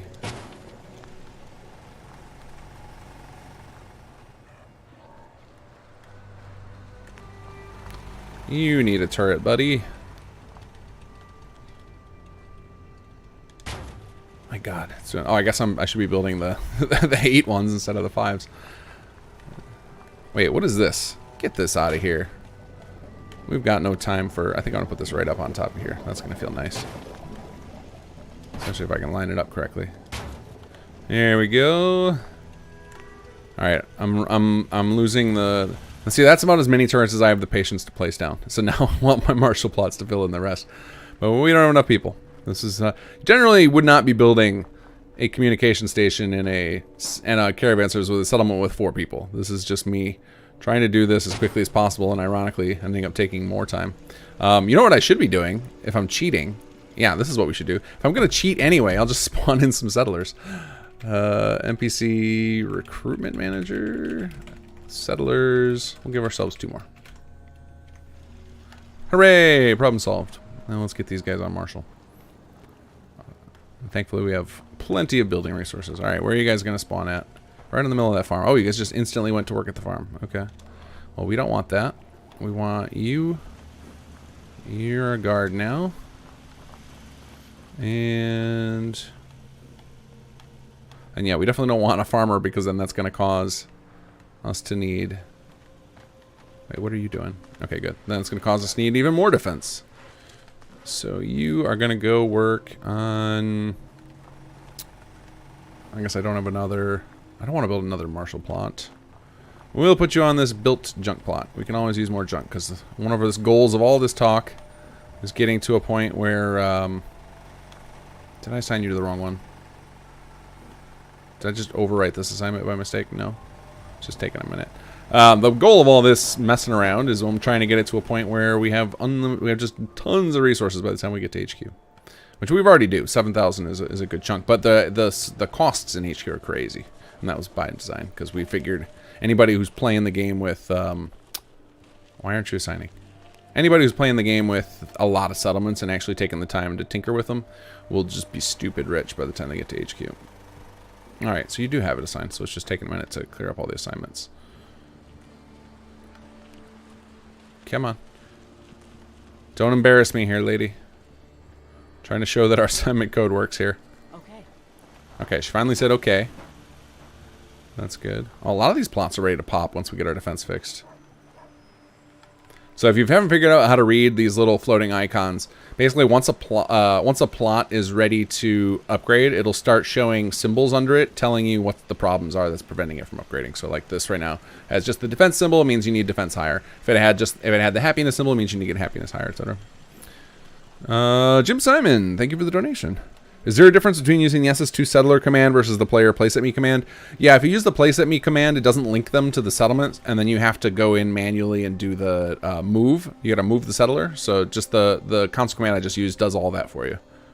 I also imagine doing the place at me bypasses a lot of the SS2 mechanics, like we have a thing in place to re-roll the stats, because like a default settler that you spawn with console, I think the vanilla settlers start out with all 4s or something, and we with SS2 wanted the stats to be lower so that training would become more interesting, and then it had more room for us to have our unique settlers be unique, because we didn't want, if every settler comes out the gate giving you a +4 bonus, then we would have had to be real stingy with the plot bonuses from stats. So we have a re-roller that re-rolls all their stats down to 1s and 2s, so that regular settlers suck compared to named NPCs.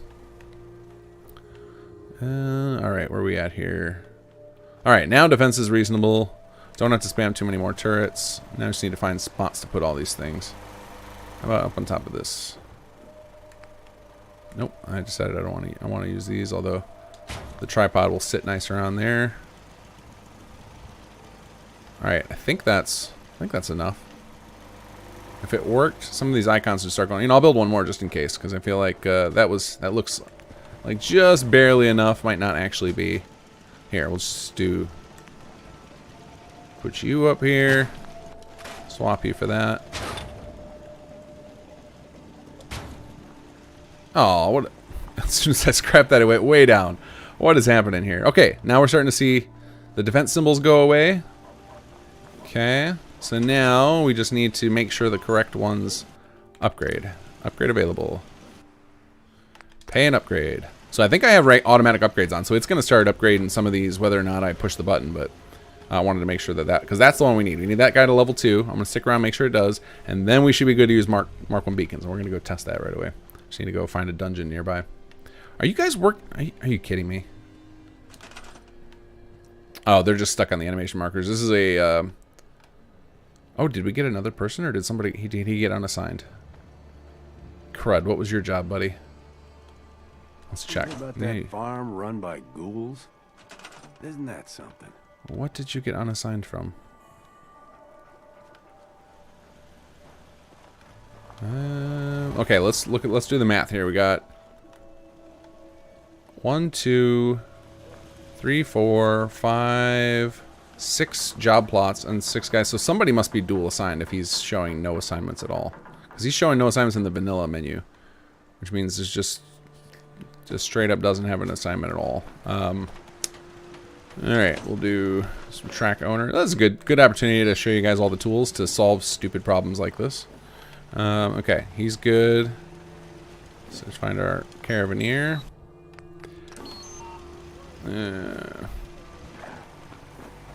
Okay, that's that person. How about these 2 plots in here? What about you? Are you working the correct one? How much you did for us. I don't remember doing anything for you, but I appreciate the sentiment. Okay, you're connected to that one. Let's see. You guys can probably tell why I don't do a ton of settlement stuff on stream anymore, because like this stuff's not exciting to watch. Fun to play. I still enjoy. I enjoy tinkering and finding out where everybody's at and setting up the settlement, but this cannot be a thrilling content.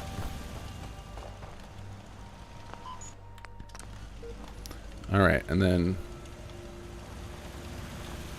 where's the occupant? There isn't one. Okay, so that's the one. All right, buddy, that's where the defense dropped. Okay, I got it.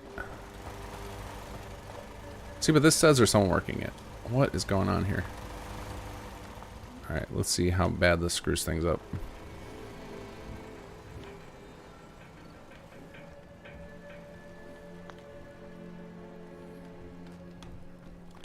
All right, let's check everybody. Machine disassembler, guard, my farming guards, and just really into those pitchfork markers, or those the hoe markers. Let's see, what about you? What is your teardown expert? Excellent. And oh, I thought there was other room, other building. Over here. Did not know I was going to spend 30 minutes in Overland Station tonight. Caravaneer. Okay, now I just need to find that we have a comms person, and I'm satisfied. Oh yeah, you're the machine disassembler. Where's our comms guy? What's he doing? There he is. Okay. Oh, and we got a disease outbreak. Of course. Hospitals are next on my list. Okay. So in theory, wait, now defense is down again. But that shouldn't matter. As long as these 2 are active, we should be good. Operational. Oops, I tracked the occupants again. What about you? And operational. Okay. So now we're going to save as LP day 11. Comms ready. All right, let's go test this out. Where do we have a nearby location I can clear and get not Volt 81. So sometimes you can do outdoor locations, sometimes you can't. Okay, we'll try this. It says cleared. We'll go try it. Sometimes you can use these in outdoor locations, sometimes you can't. They definitely work in interior locations. The outdoor ones are, it depends on whether they're clearable or not. Carbach, I doubt very much that they have nav mesh on them. And we could add it. Doesn't take long, especially on a square like that, or rectangle like that. Boop. All right, let's try dropping a beacon here. And actually, we'll do the scanner. Drop. So this will give us a report of how much or how many resources we can get here, what we can expect to find.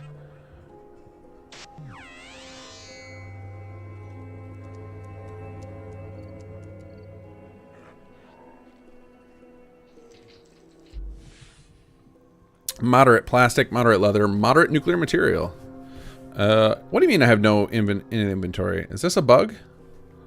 Is this another bug for my list? Let's see here. Or did I just really not make one? I was certain I made one.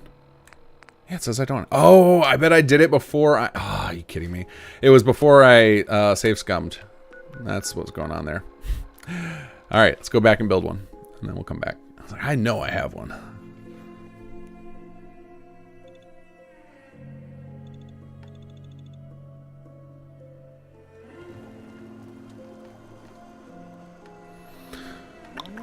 All right, where is our... Up here. Fortunately, we weren't that far, so did not waste much time with the fast travel. All right, sensors. And now, of course, I don't have the copper. Ah, all right. Cheat mode. Help copper for misc. Player. I guess I could have just add... What am I... Oh, I should have just added the stupid beacon to my inventory if I was going to do this anyway. 140. There we go. All right, let's try that again.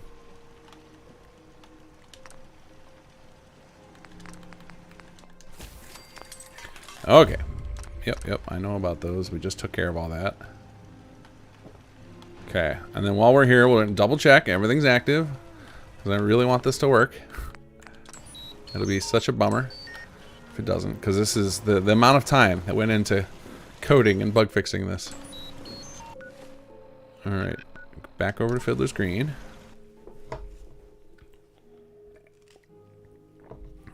Yeah, I totally forgot to roll back the save. Okay,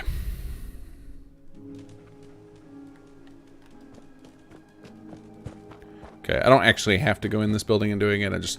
I know if you're too far from the if you're too close to like the edge of the cell, it might not detect you're in the location. So I try to run toward the middle of it when I do these. So this should find a for this camera. Okay, great. And then where are we sending the junk to? We'll just send it back to Oberlin. It doesn't really matter where it goes. Yep. Because I've got my whole thing networked. There we go. And now if we, and you can actually adjust these. This is something cool we did with SS2 that weren't in the, and I mean, Mark 1 beacons weren't in their own mod, but you can do these with the salvage beacons as well as kind of go back in and change their destination or cancel the run and everything. And now, theoretically, if I were to run over to Overland, am I still in God mode? Okay, cool. We can run over and show you guys. The Carabineer should start walking this way. Like that was like something that I've been trying to be. I'm trying to do that across the board. So if you guys have played through all of Chapter 2, there's a point in there where you get a mission to do something in HQ and you can assign it to your security department. If you assign it to your security department, they actually go and do the thing. And that's something I'm going to try and do everywhere, is never having it be... Like, I've always been disappointed. There's a lot of games that add this system where you can send people on missions, and it's always fake. Like Metal Gear Solid 5 did this. The Assassin's Creed, starting with 3, I think, started doing it. Maybe, I don't know if they still do it in the new games, but you could like send your assassins on missions, and it was all fake. It was just like they were supposedly going somewhere and running a mission or whatever, and then you just get some resources at the end. And I want the people to actually animate. I want them to go to the place. So that's what I've been trying to be consistent with. Because that's one of the fun parts about Bethesda games, is just like the janky AI running around doing stuff. It feels awesome. Oh, I see a Brahmin teleporting. Let's see if we can catch the Carabineer. Oh, it started in Brotherhood. Okay.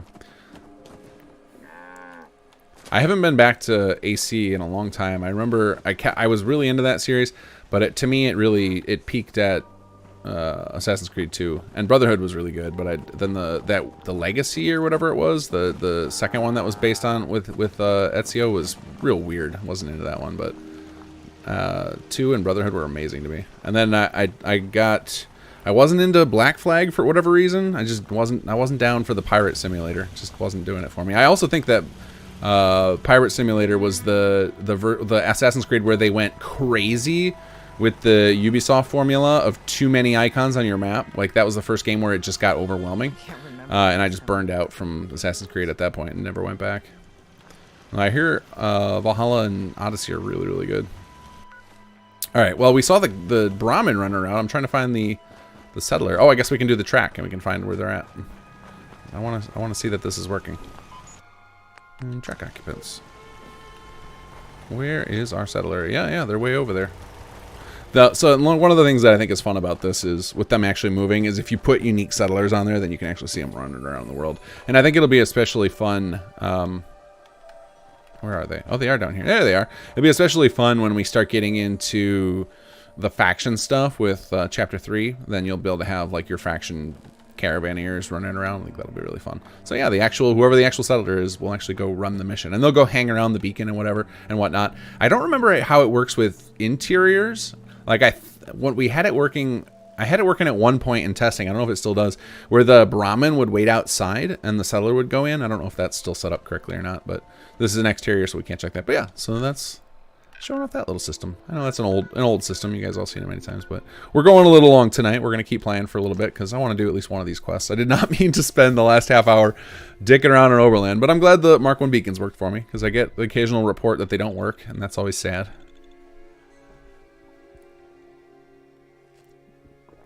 Oh yeah, Jason Lockrantz. That was the garrison mission system in WoW. Like, that whole gameplay loop is what made me quit WoW. I was just like, this is awful. Like, this is a crappy mobile game now. I don't want anything to do with this.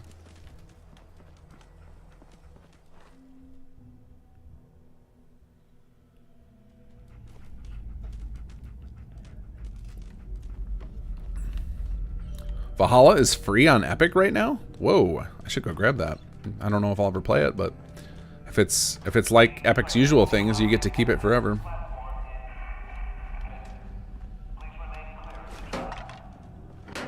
Oh yeah, I definitely came in here and cleared all this. I remember this fighting the super mutants down here. And you don't mind if I do. Okay, here we go. Oh yeah, there's our buddy. Alright, I'm gonna go into stealth mode in case it respawned.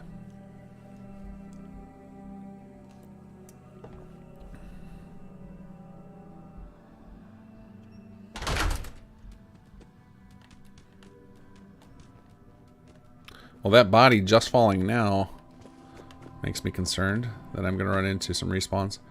I don't think we will, though. I think occasionally we do that. We will call reset on the cell. But I don't think we did that much with the Chapter 2 quests.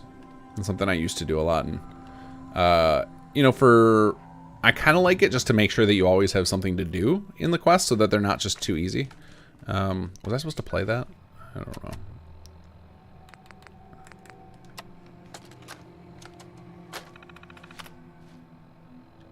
Read them out. Oh, that's right. You get XP for reading those. That's awesome.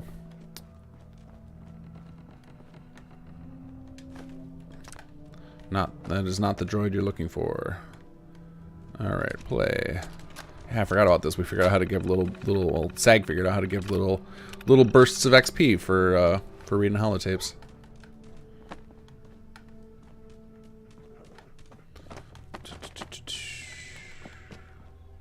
Over here. Man, I'm like having flashbacks to this firefight because I remember I barely survived it. There were a lot of near-death moments in this. A lot of jet too, if I recall correctly.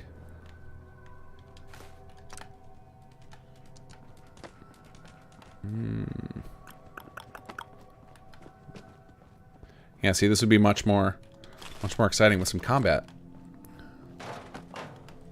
Bobbing and weaving, shooting guys and grabbing holotapes. Alright, here we go.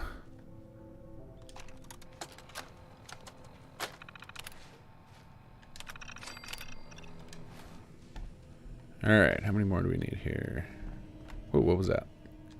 Yes, yes, please.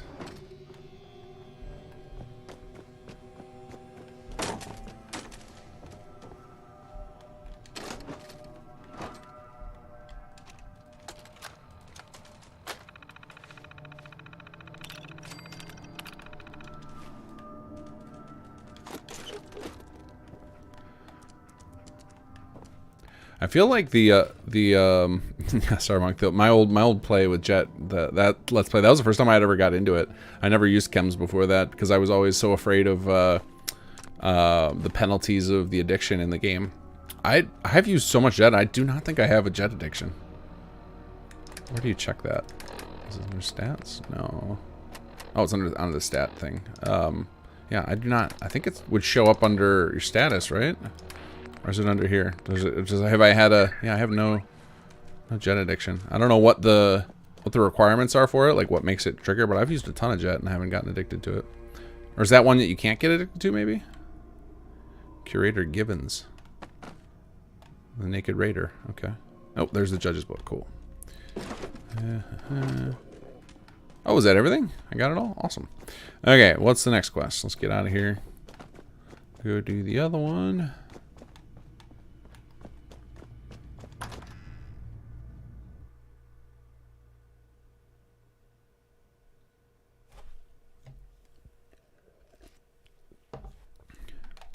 Loading, loading, loading.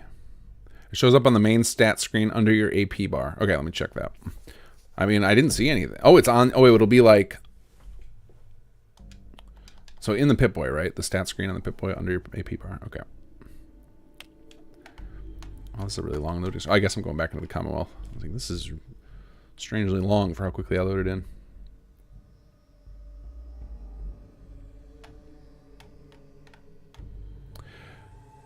Clip to the wall and get the archive. Oh, is there like cut content back there that you can get to, or is that something from another quest I can do later? I vaguely remember what you're talking about. I remember watching a video about this. All right, let's see. Stats and status. Yeah, I don't think I have any addiction. Okay, works for me. Oop, oop, oop. It's a lot of bobby pins or super mutants. Alright, now we need to go to access the stash. Yeah, okay. U.S. Constitution it is. Oh, it is a quest, okay. Oh, it's cut content for a BOS quest? Okay.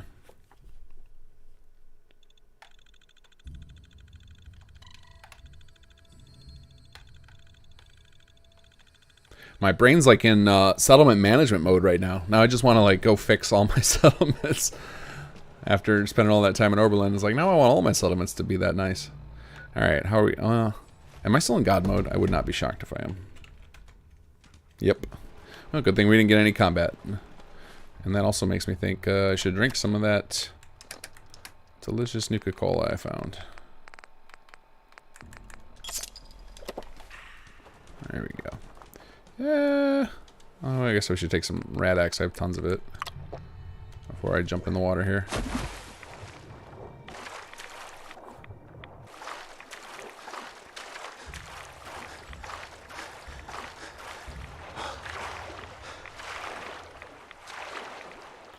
There's a bug with new connections quest in the new patch where you enter the building but Cersei won't talk to you and couldn't program. That's weird. I haven't touched that quest in ages. Oh, I heard a bad guy. Oh, that's right. We gotta kill scabbers. It's the mission. Sorry, buddy. Need your stuff. They sound like they're right on top of me. What is going on with the sound profile here? There's something real awkward with the volume of idle dialogue in this game. And we've been trying to fix it with our characters because it's really awkward when they talk from far away and you can hear it right next to you.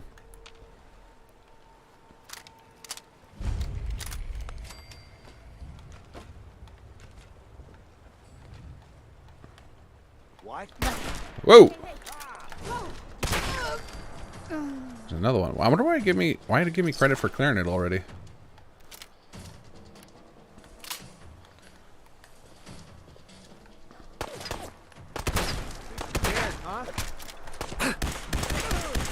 Oh, you were doing no damage to me. I guess that's what pipe pistol against, I think I'm at level 3 toughness. It's like a non-thing. Yeah. 30 damage resistance against pipe pistols. A little too much for you, buddy. Alright. I think there's like a holotape around here. I gotta check. Maybe that's something later. Is there an Eddie Winter holotape maybe? Is what I'm thinking of. But I know we planted some. We've got some holotapes. Let's see. Yeah, there's one of the Eddie Winter ones. We've got some holotapes planted around too with gunner stuff. I could have sworn there was one in here, but maybe it's in the after they clean this place up a little bit.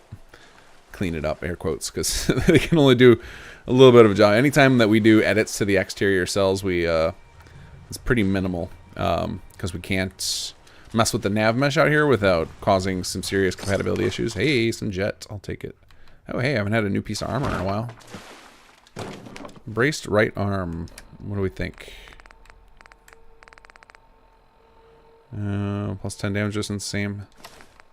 Sturdy metal. Oops. Plus 1 strength and endurance. Oh, am I just dropping this stuff? What is going on here?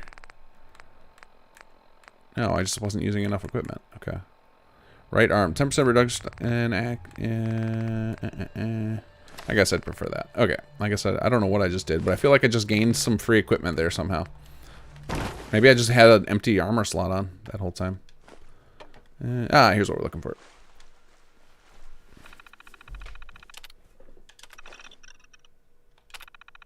Find a way to route power to the stash terminal. There's some fuses. That should work. One of the cool... somebody had released a mod that did this. I'm not doing mods, but I'm just trying to keep the bugs, the conflicts out. Oh, that's nice. Is this vanilla? Is this a vanilla floating thing here? Or is this an us thing? I hope it's a vanilla thing.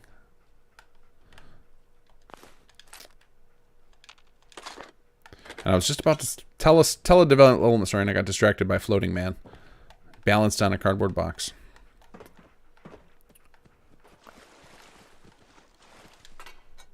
And attempt to replace faulty fuses.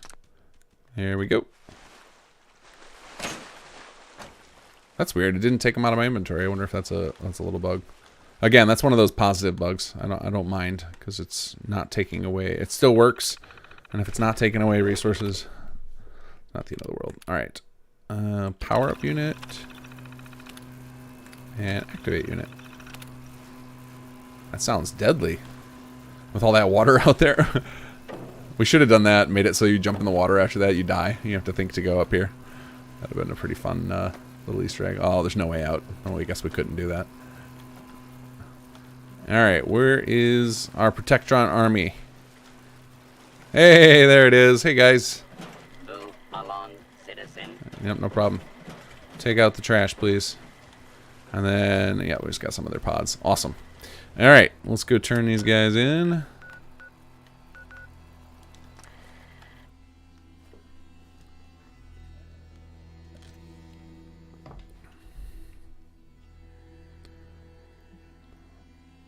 Which ID? I don't know what you're talking about, Discmaster. The idea of the floating box? Oh, I didn't click it, unfortunately. But I was in South Boston Police Department area. Oh, wait, no, I wasn't in South... Where was I just at? What was that zone at? East Boston Police Station. That's where I had found it.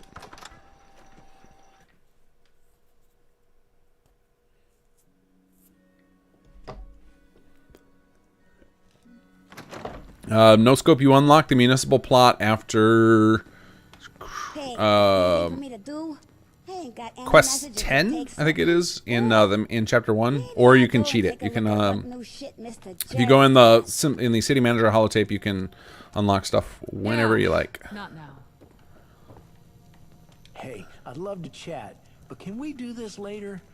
No. Hey there. Hi there. I believe congratulations are in order. Changed your mind on that. Do this Buster later, managed to real clear quick. those scabbers from East Boston and open the stash. Our network started to receive reports from the newly activated Protectrons. Well done. Really, well done. What next? Well, I'll have a couple officers head over there now to set up shop. Then we can start dispatching Protectrons to our other stations. Might even have enough to set up CPD Protectrons. Oh, I've seen people comment. They're wondering about getting those Protectrons. Anything else? Those are coming. We're gonna have some. There was supposed to be building plan unlocks for the CPD, and they never got finished. Or they never got even started. To be honest, it was one of those pieces of content we just ran out of time before releasing. Those are being worked on right now. So those will probably get patched in as part of SS2 Extended, because we know Xbox players don't want any more stuff in the mod, because especially because a new building plan will add probably 20-25 megs. So we're gonna put those in Extended, but we do want to have that. Sorry, I'll be with you in a moment. I just need to, Hello. I don't know what you Picked need up any to, good but books recently? you need to take this quest turn in. I've got them right here. Brilliant. These books and tapes are going to make such a difference. And you even managed to get a copy of Bishops, Judges, and Adjudication in Constitutional Commonwealths. Here are the caps I promised. I'm just going to go sort through all these. Oh, I think his outfit is bugged out. I just realized that's probably supposed to say CPD on his chest pocket there. All right, let's see what happens. Hello. You're right. We owe you at least that. Can I help you with anything? What was that? What? There was some weird text on screen. All right, we're gonna try Anything asking, "Can I help out?" again. Whoa, Okay. my pants. That's what happened. That's why I didn't have any leg armor equipped. Station house next to the library Oops. so we can secure the rest. Now, the book I asked you to find, well, I have Naked something man. special in mind for that. What would you think if I said I wanted an independent judiciary? What do you mean? Well, it's like this. For police to have an authority that can be accepted by the general population, we need to be enforcing accepted laws. We I guess I'll go buy some clothes from Jared. I'm gonna be an officer now. Hopefully they let me layer armor onto them. We should be an instrument of the law, not its master. That's why we need an independent, respectable, and knowledgeable judge. So, what did you have in mind? I'm gonna need some more in the way of details. I have someone in mind. I've heard about a pre-war judge who became a ghoul and retired to the coast. It was their book which you recovered for me from the library. I wanted to use it to help convince them that we are serious about justice. I'm planning to go see them. I would be glad of some company if you're free. Yeah. Where are they holed up? I don't remember if he becomes a companion right now, or if It's intentionally out of if the he just way, meets you over but there. I Hopefully he can just give meets you you there, because I'm not ready to do this What do right you now. say? I think I'm gonna... maybe I will. We'll see. Sounds good. Let's go. Excellent. I'll just mark the location on your map. Yep, meet you Then nearby. after Awesome. I sort a few Because things I want to out go here, see if I'll Jared meet has you a second nearby. quest too, since that worked with Simon. And I want to buy some pants. Jared, sell me some pants, buddy. I just can't say this enough, but I'm sure glad you came along to help us out. Jared, Hey off the Hi there. broken weapon workbench. Realize Simon now expects us to actually read all that stuff you got from the library? Cheers for that. Did you need anything? Let's do trade first. Great. Let me show you what's in stock. All right, let's see here. I mean, I guess we want Mark II, right? Wouldn't wear Mark. What is going on here with all this stuff? Oh, AP strength. Oh, okay, they've got like different benefits. Cool. I think I'm already wearing patrolman sunglasses. That's like one of my favorite pieces of gear in this game. Let's see. Am I wearing those now? Yep, patrolman sunglasses.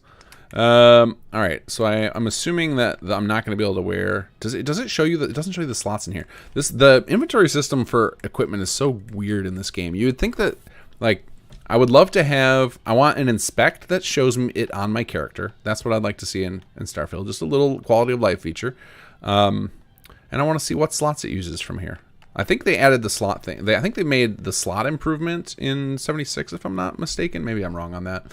All right, we'll grab this. Except, yeah, 43 caps, that's Was it. there Okay. anything else? Very reasonable price clothing. All right, let's try Anything this. I can do to help out? Okay. If you're at all interested in joining the CPD, you should go talk to Simon. I think he also had something he was looking for help with. Lena was talking about recruiting help for something she's working on. And yeah, that's all I can think of for now. Was there anything else? Okay, so he doesn't. I'm thanks. pretty sure everybody has bye 2 for quests now. for you at least, but maybe his comes out later, and I just can't remember. All right, let's go to apparel. See if I can wear this. Yes, I can wear it with my armor, so it should be no longer pantless. Hey, there we go. A little bit of clipping, but better than naked man. Yeah, that. Look at that right. Yeah, my right arm looks terrible. We'll just stay in first person. No one has to know. Caravans ain't that well guarded. He's like talking about robbing caravans with the Hi. Lena staring him down. I don't think you know what a bad idea that is, buddy. All right, we'll see. Hey. Hi. Here you're working with Caleb. Good man, that one. Not too squeamish about doing what needs to be done. And? You want something? Anything I can do to help out? Just the tattoos for now. Do you have any? No. Not Not yet, yet, but I but will. I will. Oh well. You know where I am if you get some. Anything else?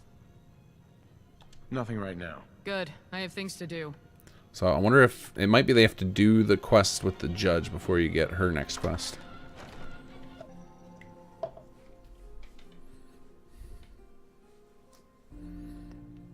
You might have to fight a Mirelurk Queen at the judges. Well, I think you guys all know how well that's gonna go. We're gonna be doing some save scumming. Lots of death reloads.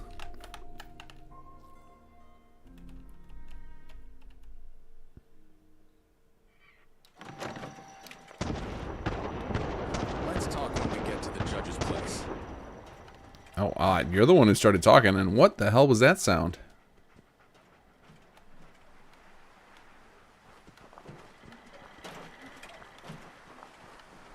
Alright, let's see here. Map. Can we get... Oh, that's way up there. I don't have any of these. Oh, we got the slog. Alright. Off we go. I don't remember if I claimed the slog or not. I don't even remember going here.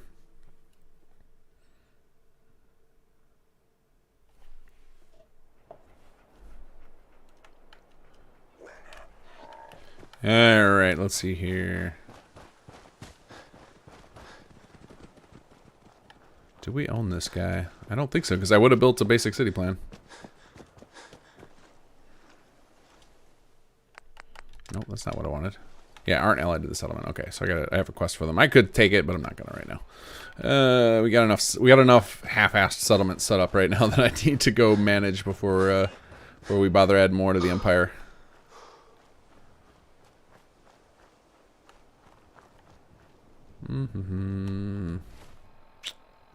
Okay, we can huff that.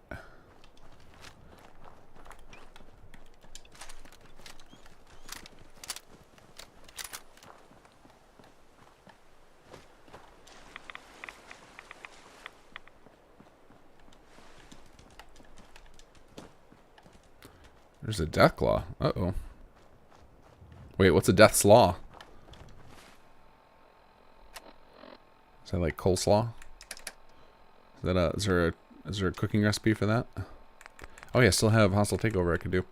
Is meet Simon. Yep. Okay.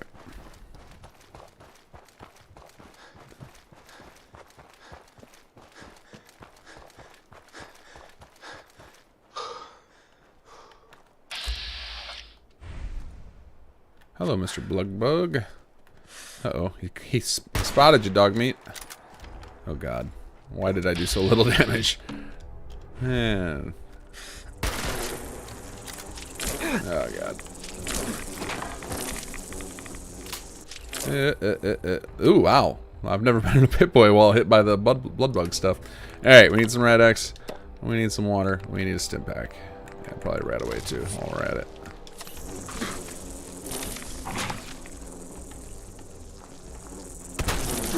Oh my god, why am I doing so little damage? What is going on here? Let's try... I'm gonna try this.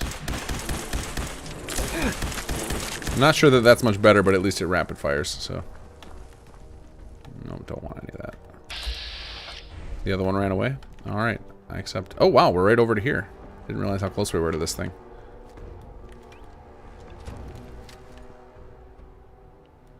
Yeah, we're not ready to pick a fight with these raiders if I don't have to. Let's see. Where are we headed?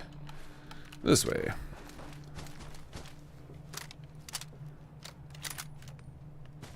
He caught my my coleslaw dad joke. Thank you. I'm practicing.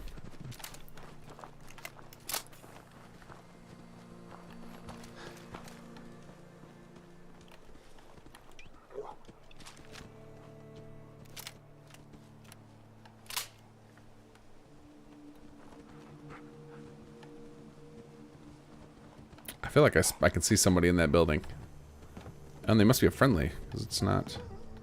Oh, hey, buddy. Who are you? I buy and sell. Just put up everything you've got and let's see if we can make a deal. Hear anything lately? Not really. Let's get back to talking about all these great items. I don't think I've ever found this character. I've got a few minutes to browse. Yes, please. We'll take those. I guess we've been using a lot of fusion cells too if he's got them. Oh, does he have any jet? Yes, please. Stim pack. Chunk, no. Okay, you just got that kind of ammo.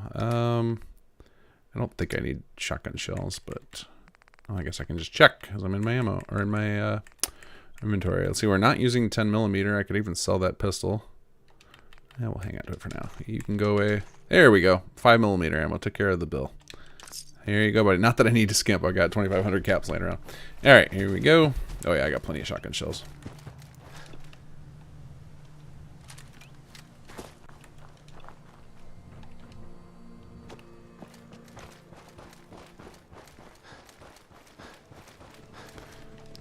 Yeah, combat shotgun. Let's see, Kenneth Kirsten. The combat shotgun with 32-round drum really comes in handy for stuff like Deathclaws, Mirelurk Queens, and Massive Gunners. Yeah, I usually I think combat shotgun's usually my my favorite backup weapon. I just haven't found one yet, so I've just had I happen to have this 2-shot double barrel. Just does a boatload of damage if I get stuck in close quarters. So that's what I've been using for now. I'll definitely replace it with a combat shotgun at some point. Judge Bishop's shack is just up ahead. Right, the plan. Walk up, looking I'm gonna have to fight a queen? Oh, good lord. Officers of the law. Introductions, present the book, offer the job, and... You okay? Yeah. Save. Okay. Thank you, Carvok, for the donation. All right, let's go. Yeah, come on, let's go. All right, save. For when I inevitably die here, if there's a Mirelurk Queen popping up on us.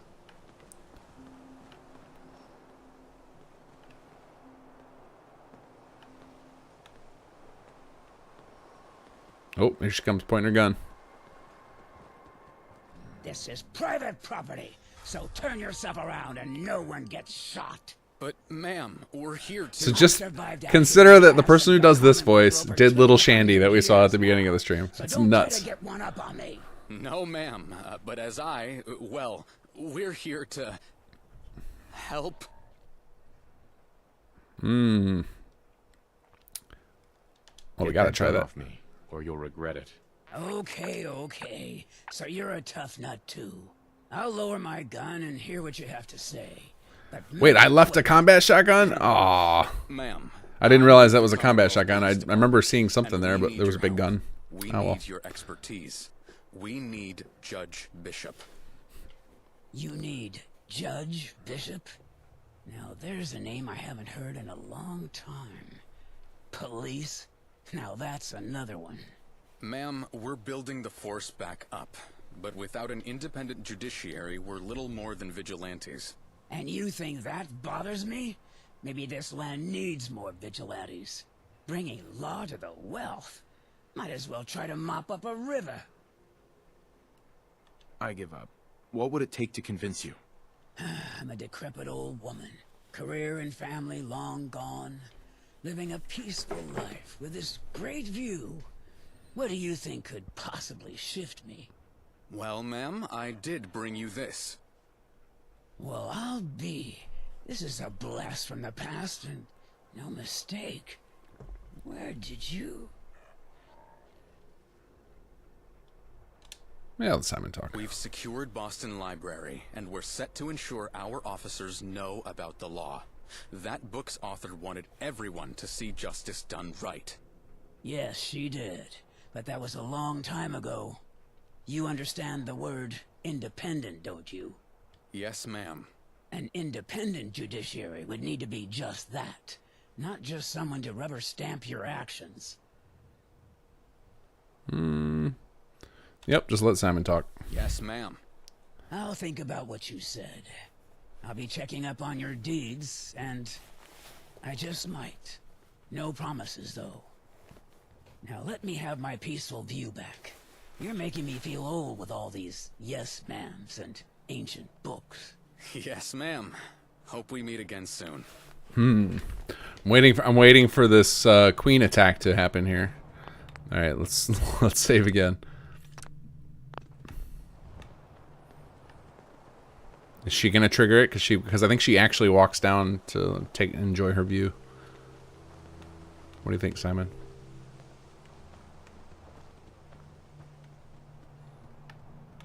Hey.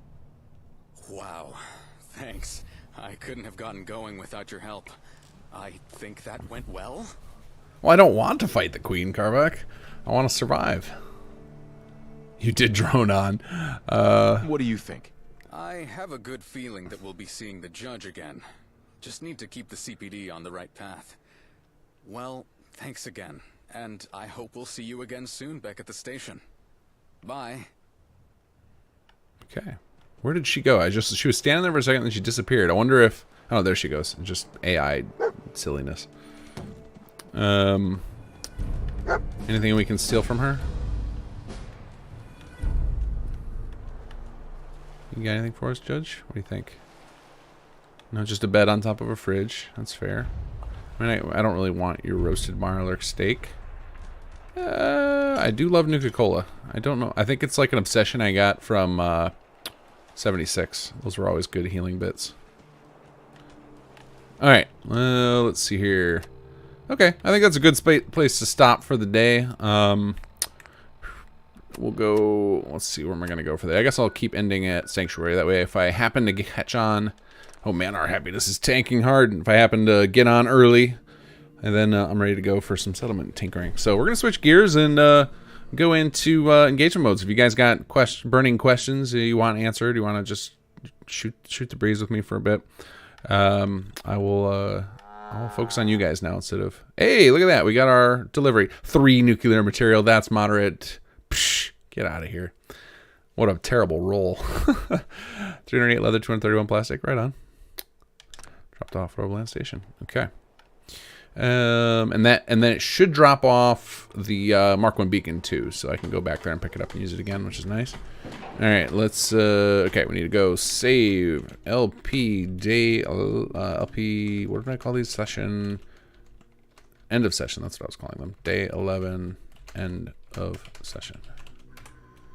All right, and then we're gonna make sure that the weather stays nice, so we'll do set time scale to 0.1.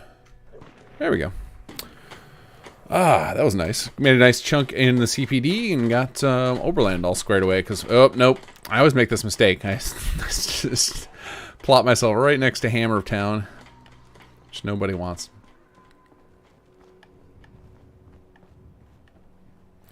There we go. I guess, looks like chat all died on me. So maybe I'll tinker with the settlement while we're sitting here. See if I can get the happiness sorted.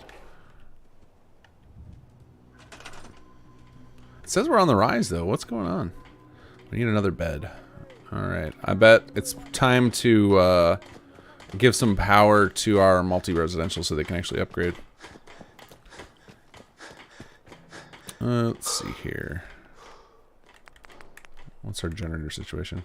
Choo-choo 1. Any chance on getting the number of staff at HQ increased? Seems like it will not be enough for future add-ons. I don't know what you mean. You can have... There's no limit on it right now. There's no cap, technically. If you're talking about living space, that's one of the things that will come when we open the doors to add-on pack authors to add stuff when I do the tutorials and everything, is that people will be able to create more living quarters. So like there are a lot more than you probably think there are, because a lot of the rooms you might have used for other stuff could have also been living quarters. But I think right now, if you used every room that can do a living quarters, I think you can get 70 people in HQ, something like that. It's quite a bit. It's quite a bit. What's going on with the surface snap I had off? Okay, I was like, why isn't this plopping down nicely? Let's give you guys this.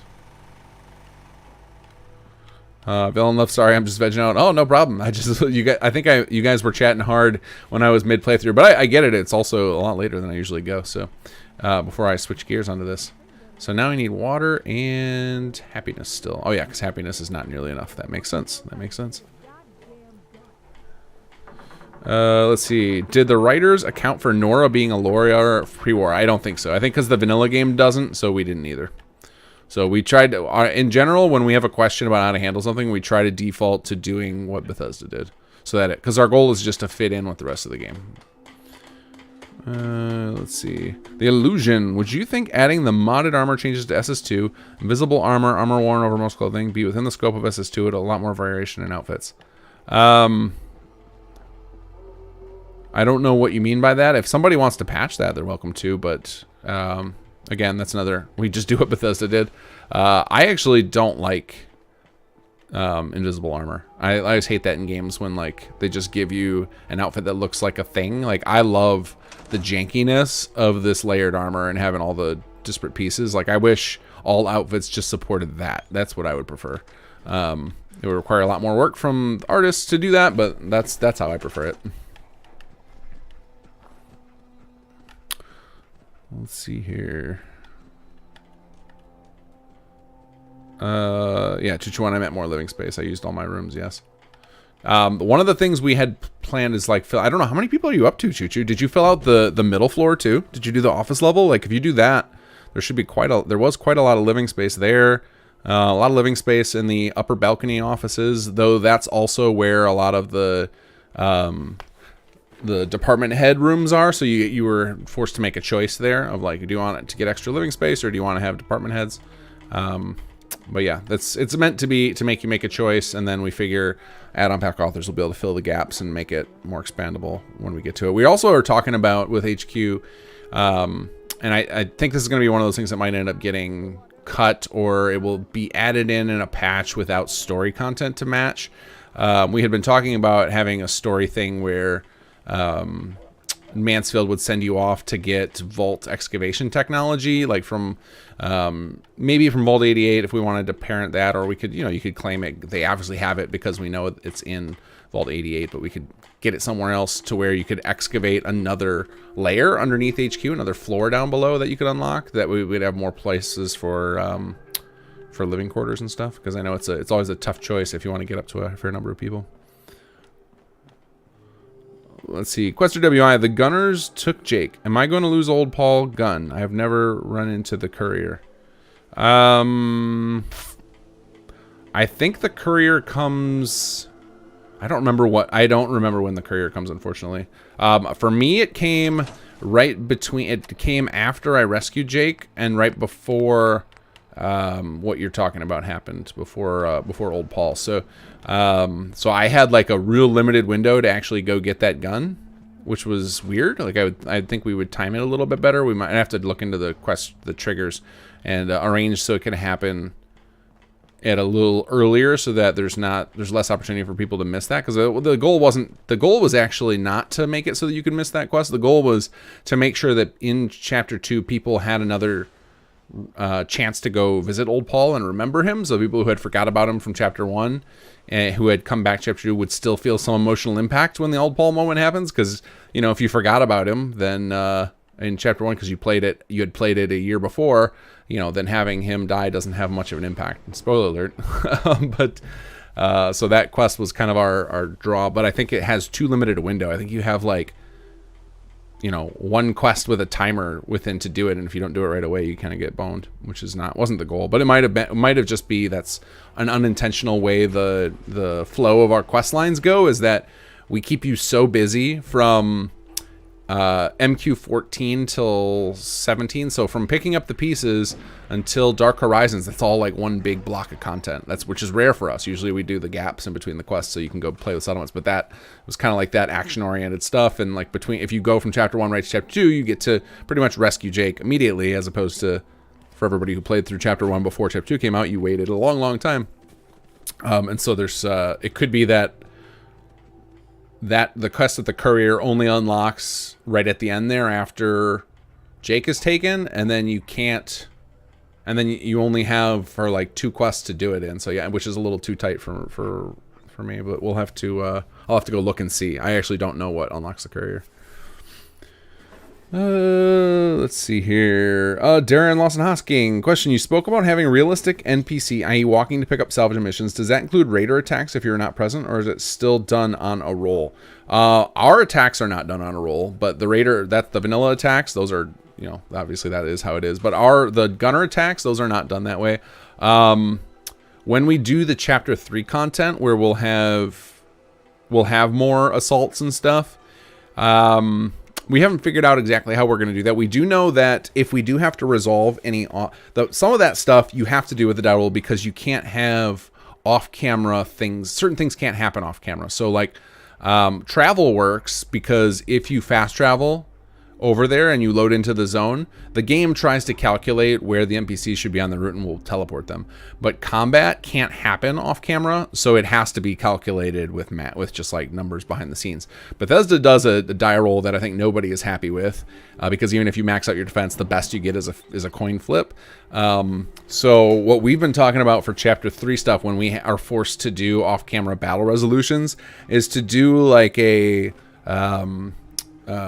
do something a little more complex as far as determine battle outcomes, and make it so that there are some consequences so you don't just lose, but there can be some, you know, like soft fails or like actual meaningful loot losses. Because one of the things, when you lose those settlement quests in the vanilla game, it doesn't do anything. Like you'll come back, maybe a few turrets are damaged, you'll lose a little bit of stuff out of the workbench, and that's it. So it's a really minimal hit, and we would want that to feel closer. So like, let's imagine you have a settlement with 5 people defending it, right? And you get sacked by 20 raiders and you get totally destroyed. We'd want the penalty for that to be higher than if it was like a 10-on-10 battle and you know, you didn't really, you know, it's less of a win-loss and more like what were the casualties at the end of the day.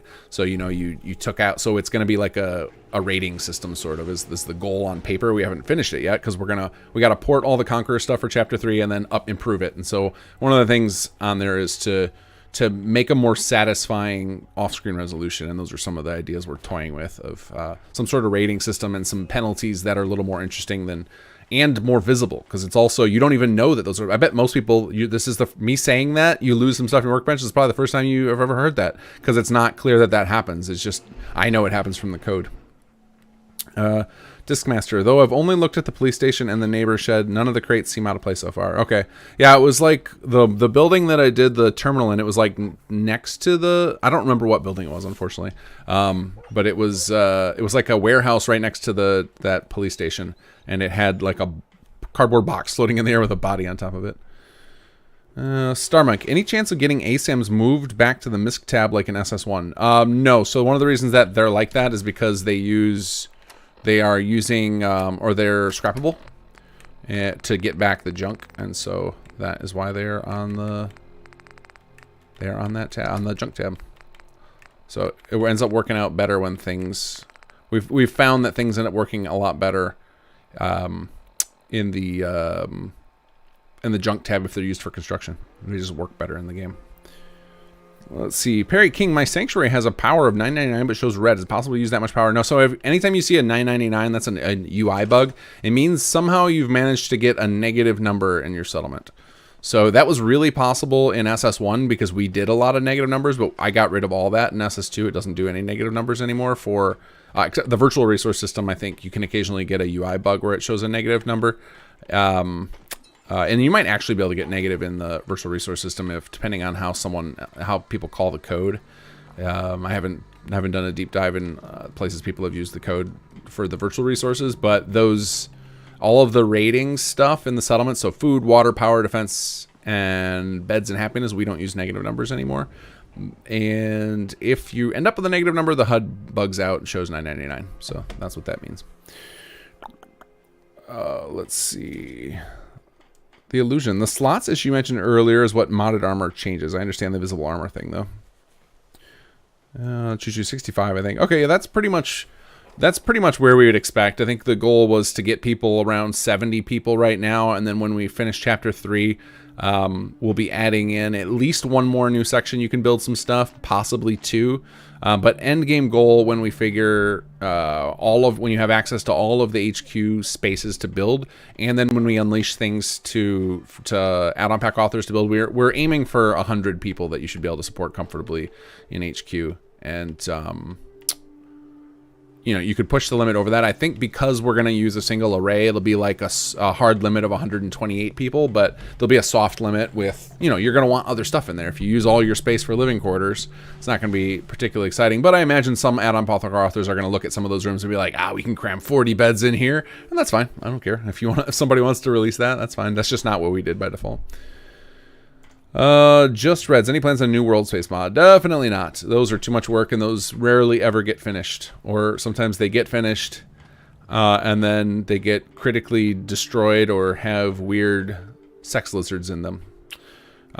So you're not interested in a World Space mod. Too much work. And if you don't know what I'm talking about with sex lizards, go look up The Frontier. You'll find some very entertaining breakdown videos.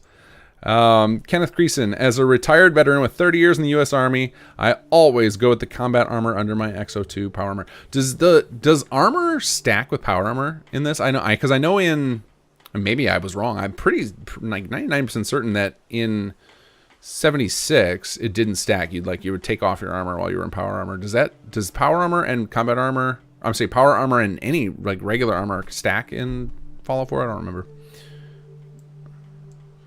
Chuchuan, I love the excavate another layer idea. Yeah, I like that idea a lot too. Like to the point where at some point I was trying to convince Surik to write it into the story and be like, oh, let's make it so that we have like 10 cells set up for the player to dig down, so they can just go crazy with this and have hundreds of HQ employees. And then we scaled it back because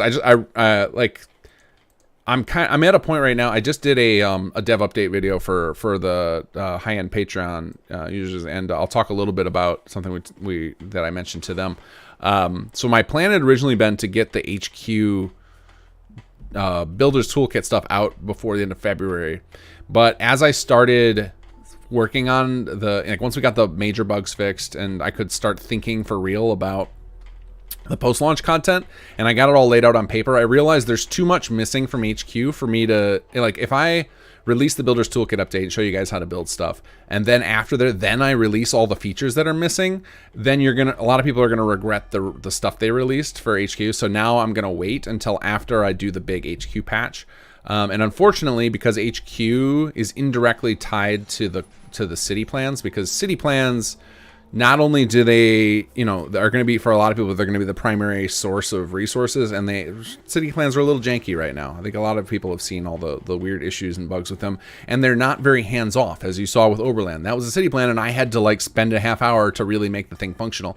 Until I fix that, it makes no sense for me to really push the HQ more. So we got a few major patches going before. So basically, what I'm gonna try and do is make a super patch with tons of HQ content, and do like I used to do for SS1, where when we had a really big patch, we'd make a trailer for it and kind of generate some hype. And I'll try and time all that out so you get hype trailer, 8 giant HQ patch, and the BTK all rapid fire. So that way there's, a lot of players are interested and excited in HQ again. Because right now, I think most people are kind of excited. Some people are excited about the idea, but it's clearly unfinished, and for a lot of people, it's very buggy. I think we've got some of the worst bugs fixed now. I think the last one on my list for HQ major issues to fix is some players are finding that the supply agreements are not working at all, and I have no idea why that is. But I have a couple of saves people have sent me to try and fix that, and I'll ask again to all you guys, if any of you has that bug where you're in HQ and no matter what you do, the resources are not there, and you're certain that you've got a supply agreement set up and your settlements have Exos resources and they're just not showing up in HQ. I'm looking for some PC save files for that so I can use those to investigate. I did just fix a really big HQ bug with the disease system. So a couple people had sent me messages that they were certain they had a disease in a settlement, and the research for it was never coming out of HQ, and I figured out why today, and that's fixed in my version that I'm running. So that'll be fixed next Friday. Let's see. Carbach, you just pinged me with no message. Let's see here. Quester WI, I also added the communication and scavenger plot as soon as I had them in Sanctuary. Happiness dropped like a rock. Not sure why. Okay, so what you might have run into is the pollution system, which... Oh, no, the pollution system doesn't affect happiness anymore. So we used to have happiness penalties on some of our high-end plots, the high-tech are like industrial and stuff, but we switched over to a pollution system instead, which just affects the sicknesses. And if you have diseases enabled, then it does nothing. There's no penalty having pollution. But pollution is something I always wanted back when we had Industrial Revolution, but we didn't have a good mechanic for it. So I basically traded out pollution for happiness. So in Industrial Revolution for SS1 we did happiness penalties a lot with high-tech stuff, and then so in SS2 now it's pollution penalties. So you'll see them. I don't know if we have it. Let me check if we have it on the view details menu, because I know. Yeah, we didn't put it on here. I think I have it on my to-do list to add it to here. I think it shows up on this screen. So on the little info box pop-up on the left there's an icon for pollution, and it looks like a barrel with a skull on it. It'll have a number. If you see that, that means that you need extra sanitation in that settlement to make up for the pollution.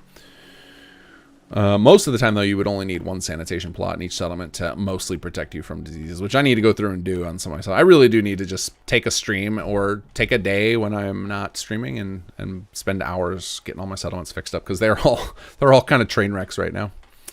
Let's see here. Jake Ann, is there any way to take settler gear into account for battle resolution? I mean, once we get to it, like when we do our battle resolution, we could technically do anything, but I don't think settler gear will be part of that, because analyzing people's gear is a real pain in the butt. We might be able to analyze their armor rating or something. I think instead what we're going to end up doing is using our soldier mechanics, which if any of you are familiar with Conqueror or know about those, we have... we'll have a system where you'll have soldiers instead of settlers available, and they will have ranks, and you can also have equipment through armories, and like that stuff will probably factor into our calculations so that those mechanics matter. But I doubt we'll get into equipment, just because there's certain limitations to equipment stuff. It's really hard to reach in with the code that's available without F4SE. It's really hard to mess with people's inventories properly in the game, unfortunately. That's why you haven't seen to this day, even though I'm sure we would all love it, is a good armory mod to automatically equip settlers, because it requires F4SE to do it. So there's been a couple attempts at it, but they're always kind of janky. And I don't know if I remember there was one that came out with F4SE requirement at some point. I don't know if it's still available. I remember there was an armory mod at some point that was pretty decent, and it got pulled, and I don't know if it's available now. Some of you guys might know what I'm talking about, but unfortunately, equipment management is really absconded from the scripting language in Fallout 4. Hopefully that's something they change with the next engine. Zantao, sorry if this has already been answered before, but are there still plans for dynamic world repopulation outside Concord? The Great Recruit team has been doing. Thank you. Yeah, eventually we'll get to that. That's one of those things where I've been hoping that somebody in the community would be inspired by to help us with, because we've just got so much on our plates right now. Everybody on the team but me is just plowing through Chapter 3 stuff right now. Like, I'm kind of managing the live content mostly solo right now. A couple of people are working on some patch content. Sag's working on some of the cut quests that we're going to launch post-launch. Captain Laserbeam is doing some plot designs for us. But a lot of the team is doing Chapter 3 stuff right now. And so I don't have anybody I could even assign the project of expanding the world repop. But I also, I plan long term. Like, we plan for years on the Sim Settlements dev, so I know some people don't like that, because for them it's important. They want a thing now, but I'm always looking at this project as kind of a work in progress, and it's going to take years to complete, and that's fine. So I hope it happens before too long. It would be nice if any of you out there is inspired by it. The documentation for World Repop is up on the wiki. You can learn how to do it. It's really easy, and I'm happy to merge in some of the door placements and stuff if anybody wants to do the legwork and hunt down, because that's what it comes down to. Zan, is we basically need somebody to go through and scout out the game world and find all the places where doors make sense that match up or that have spaces for people to live in. And then we also, in addition to that, it's not just finding the doors, but we have to create these little template buildings that match the scale of the building outside. So there's a lot of steps to it, and it's quite a bit of work. I think it'll be worth it, especially if we get the whole place covered. And it was really cool to do Concord, but it's not a small project, so it's one of those ones where we'll get to it when we get to it. The person who's been handling that on the team really loved the system, and she goes by No Fuss No Muss. And I'm sure she would love to get back to that at some point, but she's got lots to do for Chapter 3. So maybe after she's done with that, she'll double back and mess with World Repop if nobody in the community has taken up the torch. Choo-choo 1. Are the trank darts for the ghouls supposed to be craftable? I talked to the quest giver, and he's just giving me generic dialogue with no option for making darts. I don't think they're supposed to be craftable. I think he's supposed to offer to give you more, but unless, I don't know, are you talking about from, I think is it Carl Mead? Is that his name? Does he say that you can get them after that? From what I remember, because I set up that quest ages ago. That would have been like 2 years ago I set that up. From what I remember, it was like once a day he'll give you 5 more until you complete the quest, and then he won't give you any more. But maybe I'm wrong on that. I don't. It's been too long. I think if it's Carl Mead you're talking about, I thought he was only supposed to give them to you till the quest. But if he mentions it, or if you get a pop-up unlock that says you can craft them, then yeah, you're supposed to be able to craft them, and it sounds like a bug.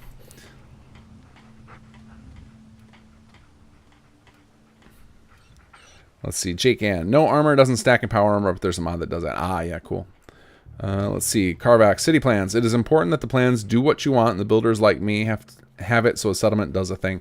Yeah, I think the biggest thing that, to me, that needs to change, the biggest 2 things that need to change in city plans are, 1, they need to be more automated by default, and I gotta make them seem less buggy. So they aren't buggy for the most part, other than I know that there's some issues with power that doesn't always work correctly, and that's just, it's really complicated to calculate out in code the wiring that's supposed to be there across levels. Like, it's a really complicated thing that I've redone that algorithm so many times. But the biggest bug people keep running into when they play with city plans is feeling like the plots are duplicating on top of each other, and what's actually happening is there's just massive script lag when you do a city plan. And if you stick around the settlement, then those duplicate plots should go away. And what it actually is it's trying to replace an old plot with a higher level version of it. But yeah, what I would like to see happen with city plans is, for the default options, a player builds a city plan, and the settlers make intelligent decisions about what to build first, so that the city plan will just actually build itself over time. Because right now it requires a lot of tinkering, and I think that that's a mistake. And if I can't get a good algorithm for assignment order, I should at least make it, so that all the options, like the local options for building costs and happiness requirements and all that stuff, goes away, so that over time the settlement will grow regardless of how bad the settlers are doing at it. They should just kind of give them a handicap so that they can function properly without the player having to get involved. Let's see. Discmaster is probably in your dev version. I can't find it in 2OC. I don't know. I'm not sure what you're talking about. As far like that issue, if you're talking about still the floating guy, I don't think that. I'm trying to think. Maybe I did it. So I started implementing. Let me see if I have it in here. Let me go over. So I started implementing for next patch, and I have some of this installed right now. And maybe I broke precombines when I did it, and maybe that's what we saw at that thing. Maybe I broke those precombines in my patch. So maybe you are right, Dismister. Maybe it is my version. But I've talked about this on many streams, and I wish we'd have done this at launch. I feel really dumb for not thinking of this ahead of time. Like, so there's a bit of animosity toward the SS2 team over some placement of doors, because they thought we were intentionally spiting their mods, which was definitely not the case. It was just oversight, because we were cutting content in the last couple of weeks because we had a deadline in mind. Like, everybody was busting their ass right up to the end, and we just didn't have a lot of time to test cross mod compatibility. And our testers, we try to tell them, like, don't install a bunch of mods, otherwise it's really hard to pick out what your which of your bugs are because of mod compatibility issues versus like what are things we can actually fix. And we ended up blocking off a couple of popular mods, and I wish we'd have come up with this solution. I think somebody during this live stream came up with it. Oh, sounds like the Raiders respawned again. During the live stream, some of you guys suggested this, of like adding like a doorbell next to all our doors so that people could just toggle them on and off, and that is what I'm starting to set up. So now there'll be this thing. You'll see these intercoms next to the door, and you can restore access to the original area right from them. So without having to go to the holotape or even knowing about the holotape, there'll be an opportunity for players to fix the problem right in front of them. So I think that this is a way better solution than the holotape hijack. We're going to keep the holotape hijack options as well, but I think this just makes way more sense. It's available right there. You don't have to like, oh, I forgot the holotape or whatever. And then people who don't know about the holotape, like, they will probably see this big thing. And for those of you guys who find this super unimmersive, you can actually disable these things. If you're just like, nah, I just want the SS2 door forever, you can disable these. So we're going to have these for this, and then for the, let's see if I have any, for the, so that when I started placing those, anyway, I know this feels way off topic, Discmaster. When I started placing those things around the world, it's very likely I was breaking precombines when doing though. Usually I have to do some tinkering with Xedit to fix the broken precombines. Oh yeah, another load of dead raiders here. I'm trying to find one of the world repop doors that has come up for me here. I also have, one of the testers said that some of the doors are appearing sideways again. Has any of you guys run into that? I'm hoping it's just like a version issue and not a live issue. First I gotta find a world repop door. Have any of you guys seen them? Are they still turning 50 degrees? Because so when the rotated 50 degree bug was first reported, I mistakenly assumed the issue was that we configured some of our doors incorrectly. So I started spinning them all around, the ones that people had reported, and then it turned out no, it was actually a code bug. And I don't remember if I went back and undid. Hey, cool, Concord's out there. Let's follow you home. I don't remember if I went back and fixed the undo of the rotations or not. So, oh yeah, here's your door.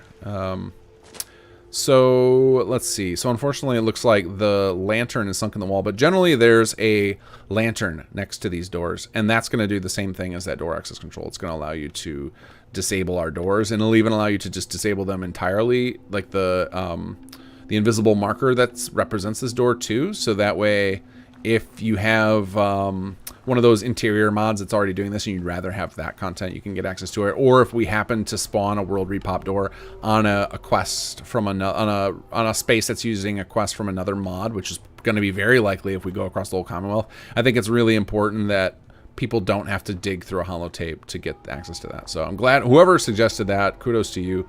It's a great idea, and I'm implementing it for 2.03 because I think it's pretty important that now that we're past like the major bug fixes, that I spend a little time trying to make sure we're friendly to other mods, especially now with collections coming down the pipes.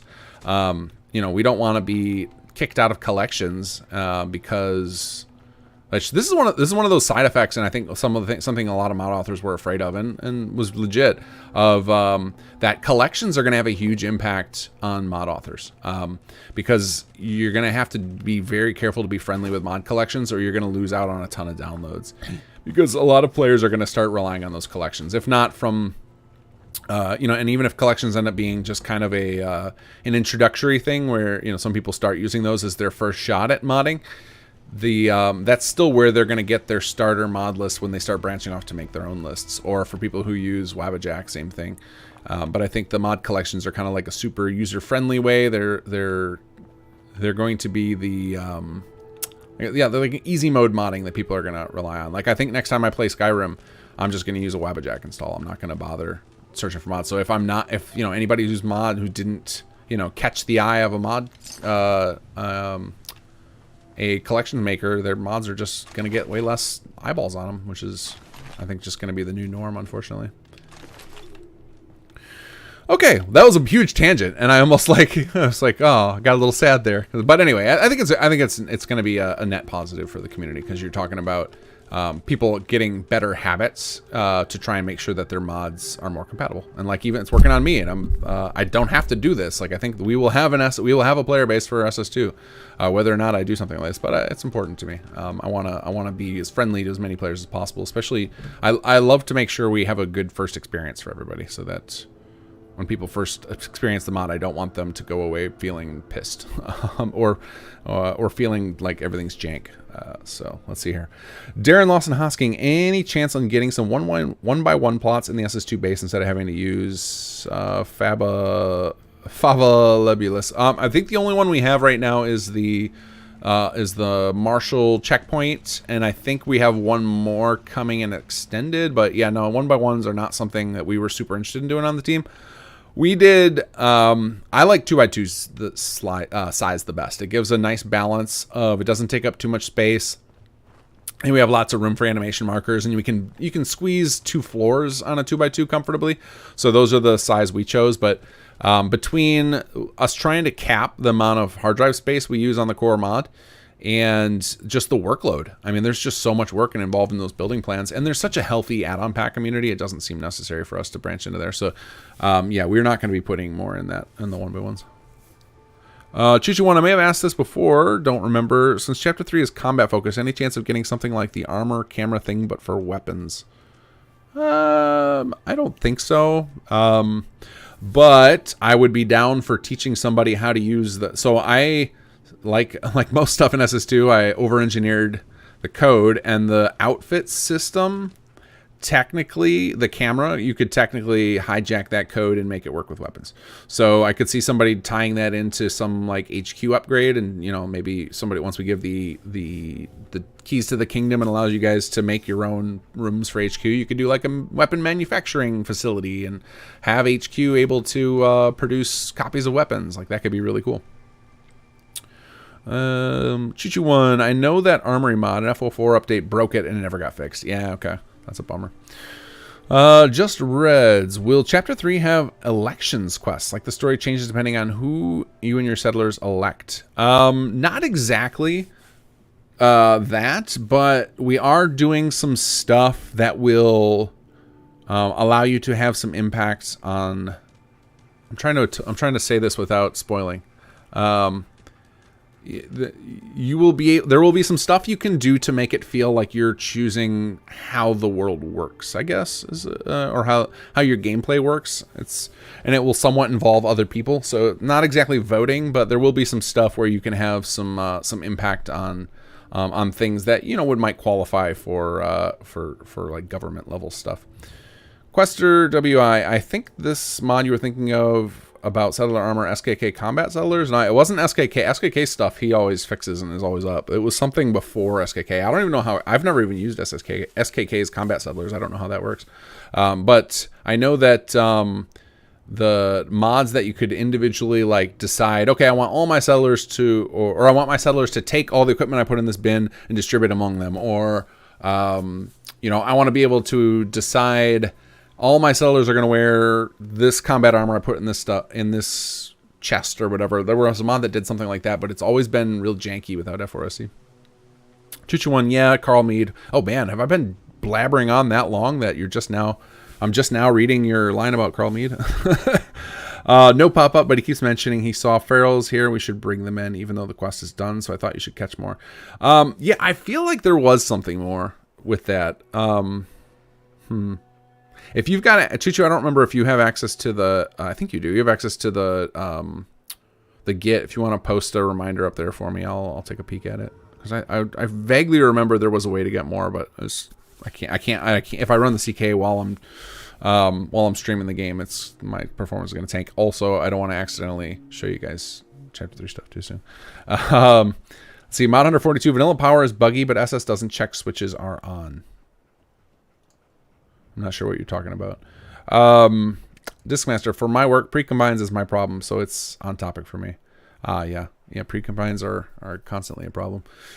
Let's see here. Carvok, picked up your mod almost right away back in the day and loved it. Oh, way back. If you're talking about SS1. That's been forever since I put that out. And now I make settlements for the mod. Really enjoy doing so. Yeah, you make.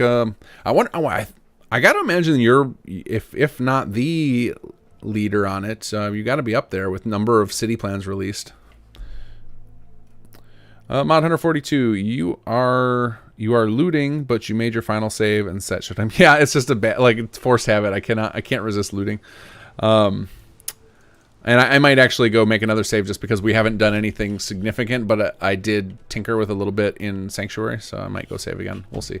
I usually don't. I usually just Alt F4 out of the game after we end the stream.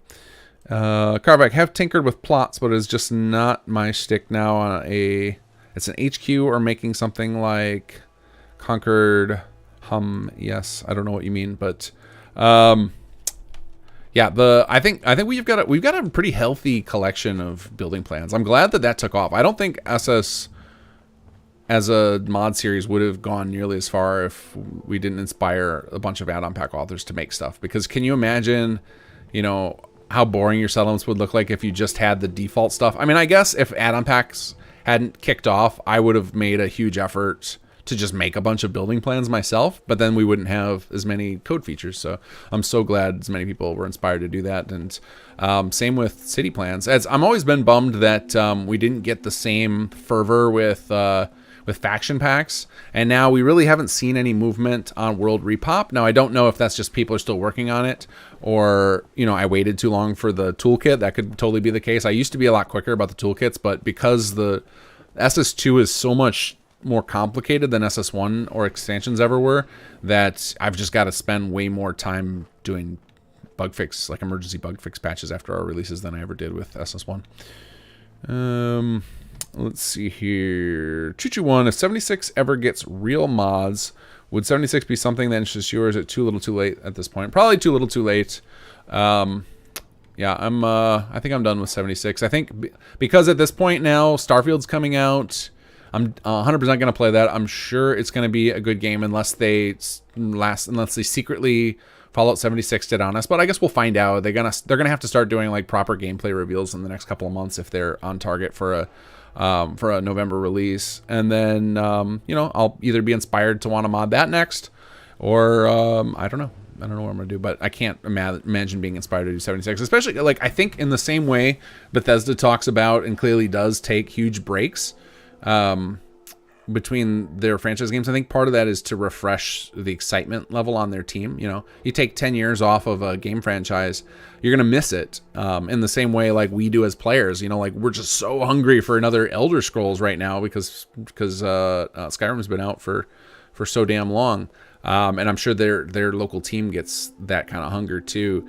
And I think that would do me good too, to move on to some other universe besides Fallout for a while, I think. And same with anybody on the Some Settlements team who has been grinding away with me for 4 or 5 years now. I think it'll be a good palate cleanser to get away from the Fallout universe for a while and do something else. So, you know, I'm not done with Fallout. It's my favorite franchise of all time. I'm sure I'll be back eventually, but at some point gonna have to take a break. So I think after chapter 3 and I'm done all the patches and everything, I'll probably do something that's not Fallout related.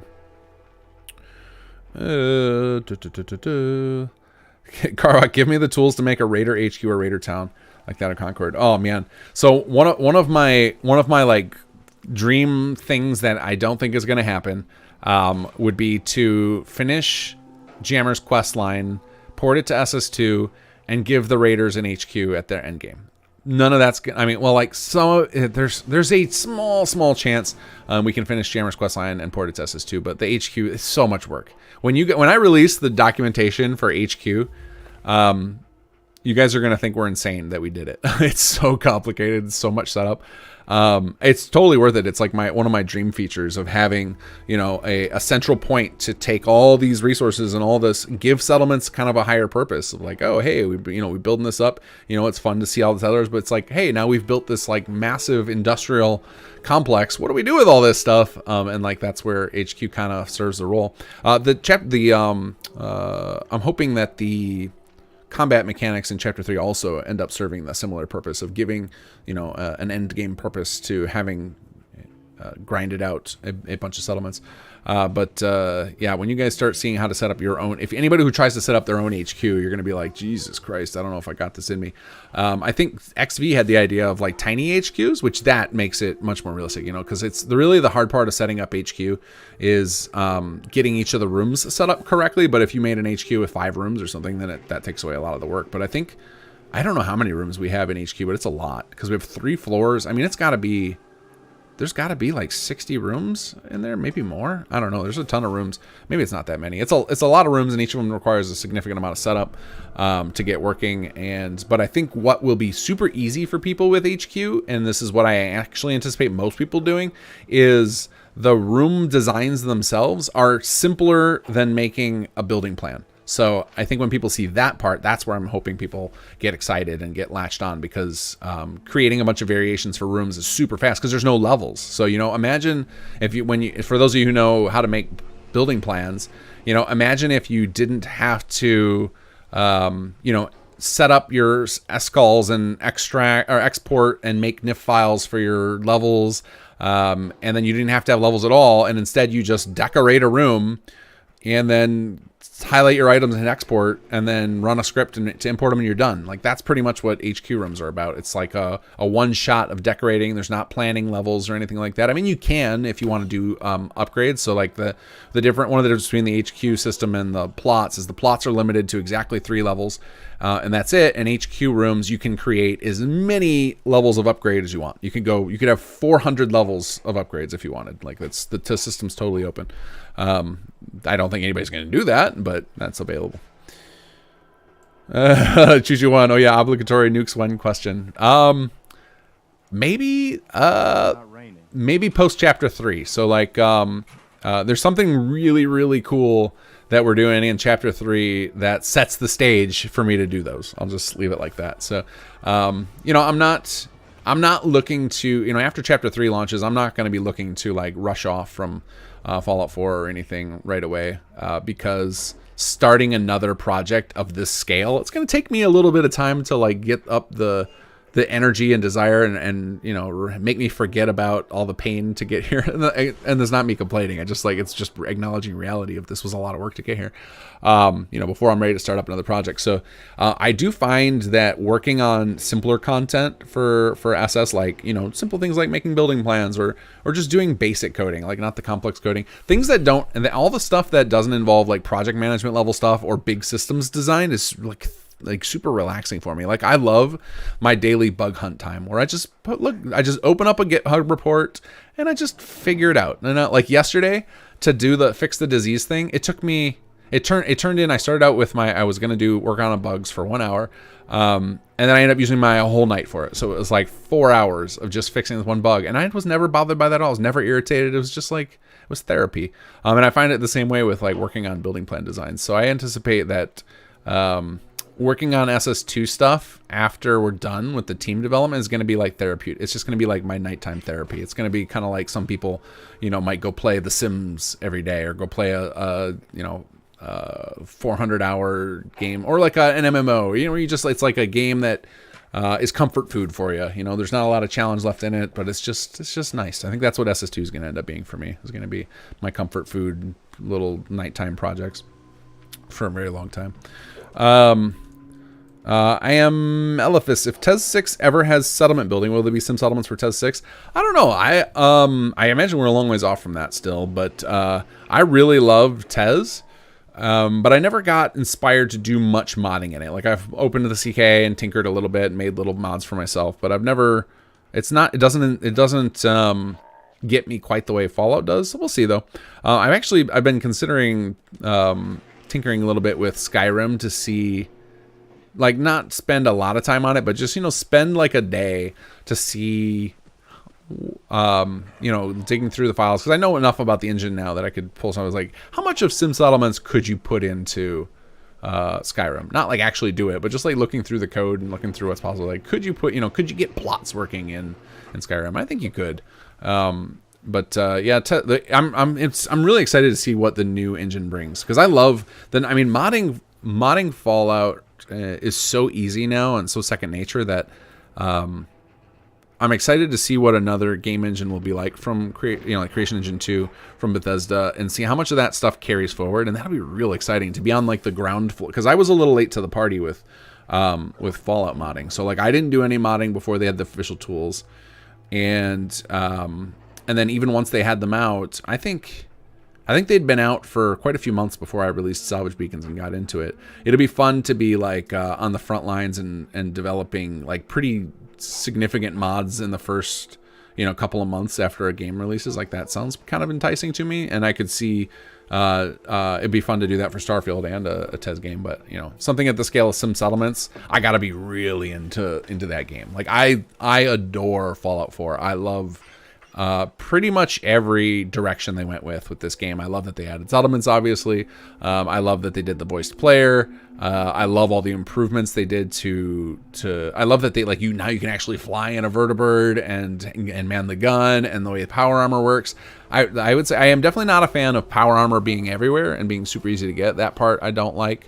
But my changes to I had a lot of changes on my note list after I finished Fallout 4. I always do a notebook notes of changes I would like to make.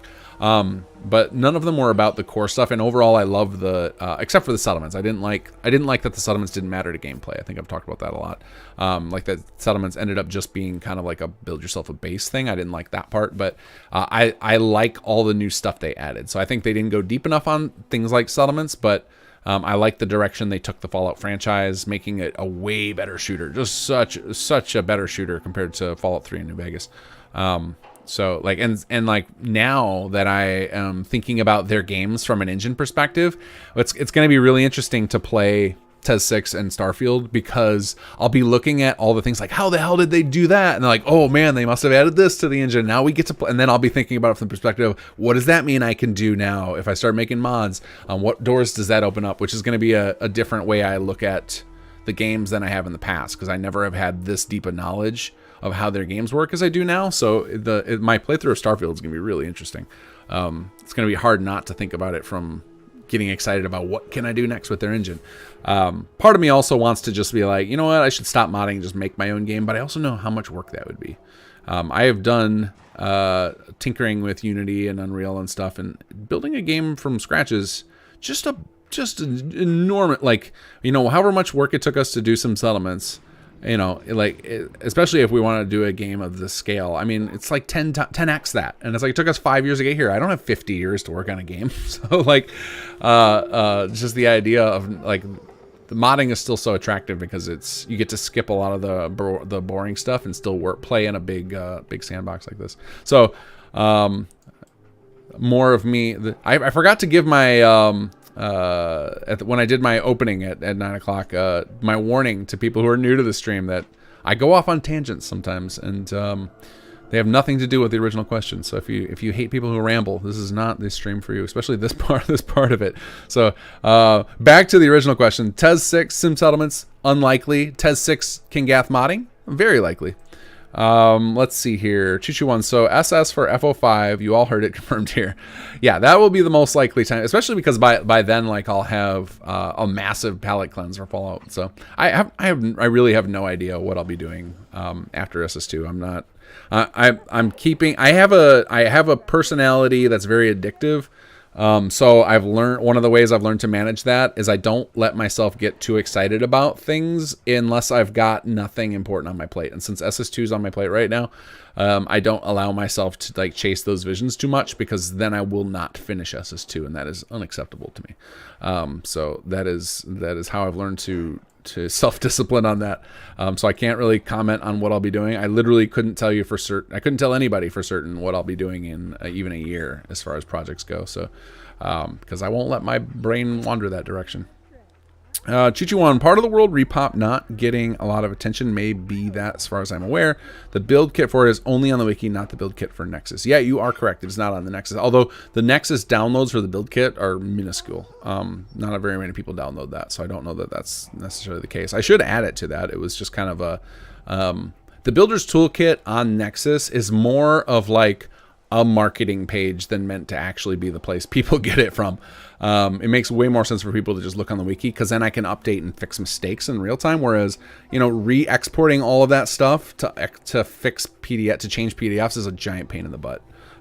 So like, that was kind of always meant to be like a one-time release to grab the attention, get ourselves into hot files, and then hopefully people, after going through that toolkit, you know, found their way to the forums, found their way to our Discord, and then, you know, they would quickly learn, people point me to the wiki all the time, and that's where I should go. So that was kind of the path I anticipated people going on with the toolkit. I will go update it at some point, but probably not until after I finish all the the content for chapter 2. Maybe even not till I finish the full BTK. I might wait till after chapter 3 as well. Let's see. Carver, I actually need to pick your brains about how to set up layers linked to quests for a city plan. Ah, okay. Just DM me on Discord and I'll try and give you the info for that. It's pretty straightforward, although you're going to want to go through like a couple of my basics tutorials on creation kit usage just so you understand how to open up forms and plugins and stuff. Chuchu1, since it is all placed items, could there maybe be a tool for in-game making of HQ rooms? So technically HQ rooms are actually micro city plans. It's actually there's like when you build up, if you built up all of your HQ, you actually technically have like 200 city plans installed. So that's something I did with that.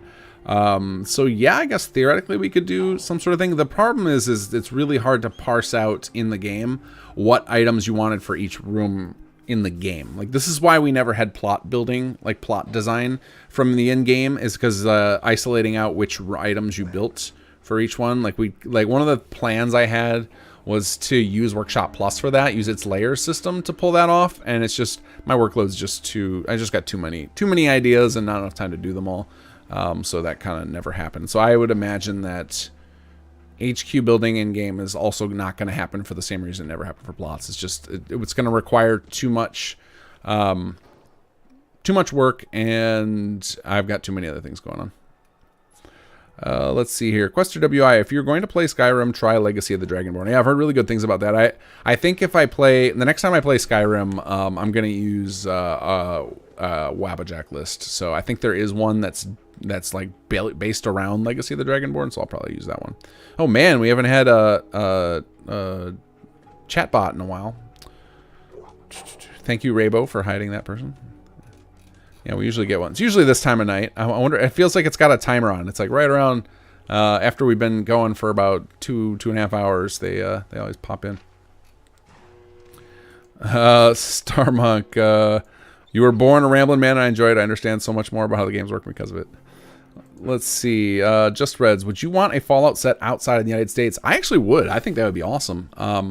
I think an exterior leaving US would be awesome. It would be an awesome thing for them to do with another studio. So like, you know, Bethesda seems to not want to give other studios access to their franchises. You know, they did it with Elder Scrolls, and they got Elder Scrolls Online, which I know is very popular right now. I hated it when I played it, but I played it at launch. But my reason for hatred wasn't because of things like, I think the complaints about it were things like there wasn't enough end game content, there were a lot of bugs. My complaint was it didn't feel like Elder Scrolls. And now that I've played, and not from a lore perspective, but from a gameplay perspective, it didn't feel like, you know, Morrowind or Oblivion or Skyrim, and that's what I didn't like about it. And now what I've learned, now that I understand how games work a lot more, and having played 76 and having pieced all that together, it was because to get the Elder Scrolls experience that I want, you have to be solo. Just as the only way it works. And I think that something like a Fallout outside of the United States, you could do an experiment like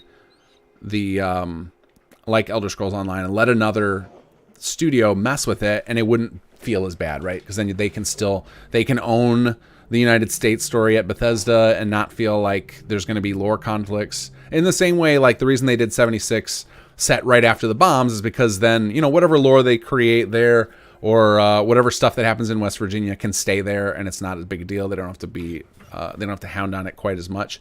I do think I really hate that they did the whole BOS origin and the Enclave origin all happen to be in West Virginia. That feels really dumb. I hate that they keep like just invent some more villains, damn it.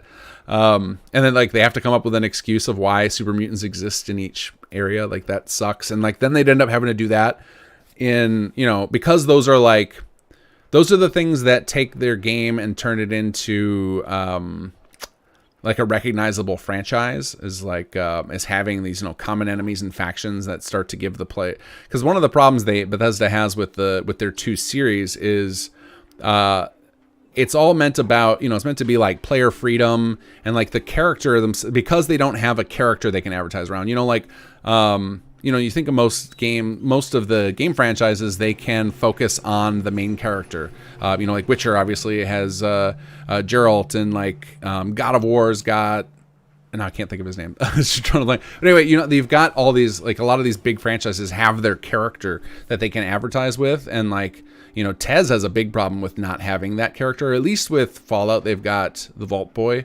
But I think that they're trying to like keep some consistent recognition between the franchises. So they keep having to bring the Brotherhood back, and keep having to bring Super Mutants back, and keep having to bring this back. And maybe with a Fallout outside the United States, they would experiment outside of that. Like that could be a lot of fun. And just seeing, you know, what happened to the rest of the world. Like even if the lore, I don't know what the past lore. I'm not a lore junkie with Fallout. I don't know a lot of the old stuff or a lot of the stuff that's in like the RPG books. But you know, maybe I think I've heard people say like outside of the U.S. not everything was nuked or whatever, but there was the wars before for the resource. I know that much about that. You find that out in the intro to Fallout 4 video. You know, like there would definitely be some bad stuff that happened all over the world, and like Fallout, like I hope Fallout London succeeds. And no offense to the team, I have little faith that it will, not because of them, but because none of these big projects for Fallout games ever seem to come to fruition. So it's just kind of like a rule of, like, just the odds are stacked against them based on history. But I would, yes, definitely love to see a Fallout set in the United States.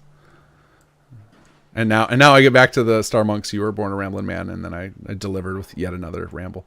Let's see, Pepe Jack. Should I start playing SS2 now, or maybe wait until all the chapters are out? I would say now is a great time. The pub or the bugs. I think we've got all of the biggest, nastiest bugs worked out. Like, you know, you might run into a little tiny issues here. I think I even feel like HQ is finally at a point where I'd recommend people invest in it. Like it's, you know, there's the reset bugs fixed. The resource issues that are remaining can generally be fixed with. So one of the cool things about the way I coded HQ is it can regenerate itself for the most part, because all of the resource storage is actually done at the settlement level, and that has had, you know, a year of the tires being kicked, that I'm pretty confident that the resources are safe at your settlement level, other than, of course, I'm going to have to repeal that statement immediately. So we did recently discover that if you're uninstalling mods mid-playthrough, you can end up with corrupt data stores where it'll like wipe out all the resources in your settlements.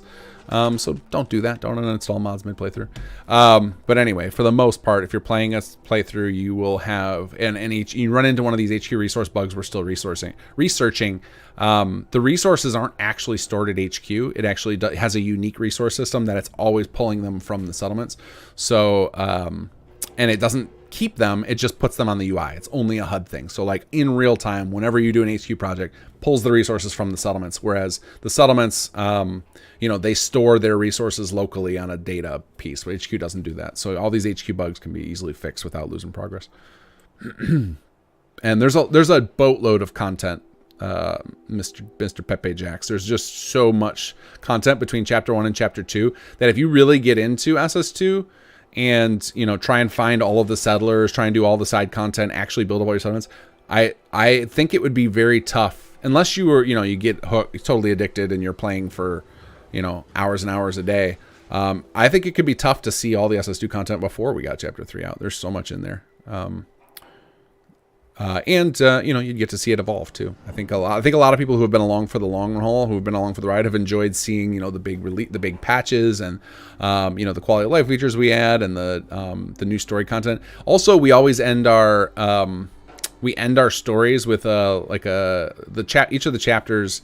We've ended with a kind of chapter 1 was a huge cliffhanger. Chapter 2 is less of a cliffhanger and more of a taste of what's to come. So you also get to enjoy that. And the reason we do that is, you know, to leave you wanting more, and so you can be excited. And what's cool about it is if you manage to keep a character from this chapter until the next one comes out, is it actually makes it feel like the event happened later than it actually did, which adds, you know what I mean? Like if you think about any of you guys who played chapter 1 immediately, and you got to the point where, and now I don't want to say it because obviously I'm going to be spoiling it for at least one person, but you get to the point where the kidnapping occurs, it feels like he was kidnapped for a whole year. So then when you get back to him, it's like, oh my God, I finally get to rescue him. And I think the same thing will happen with the chapter 2 ending. When you get to it, is it'll feel like that you were building up to that moment for that much longer, and I think it'll make it that much more powerful. Maybe I'm wrong. I don't know. Did you guys feel like that? Did you feel like when you finally got to rescue him at the start of chapter 2 that it was that much cooler because you had to wait all that time for it? Or did that not, or was that just irritating? What do you guys think?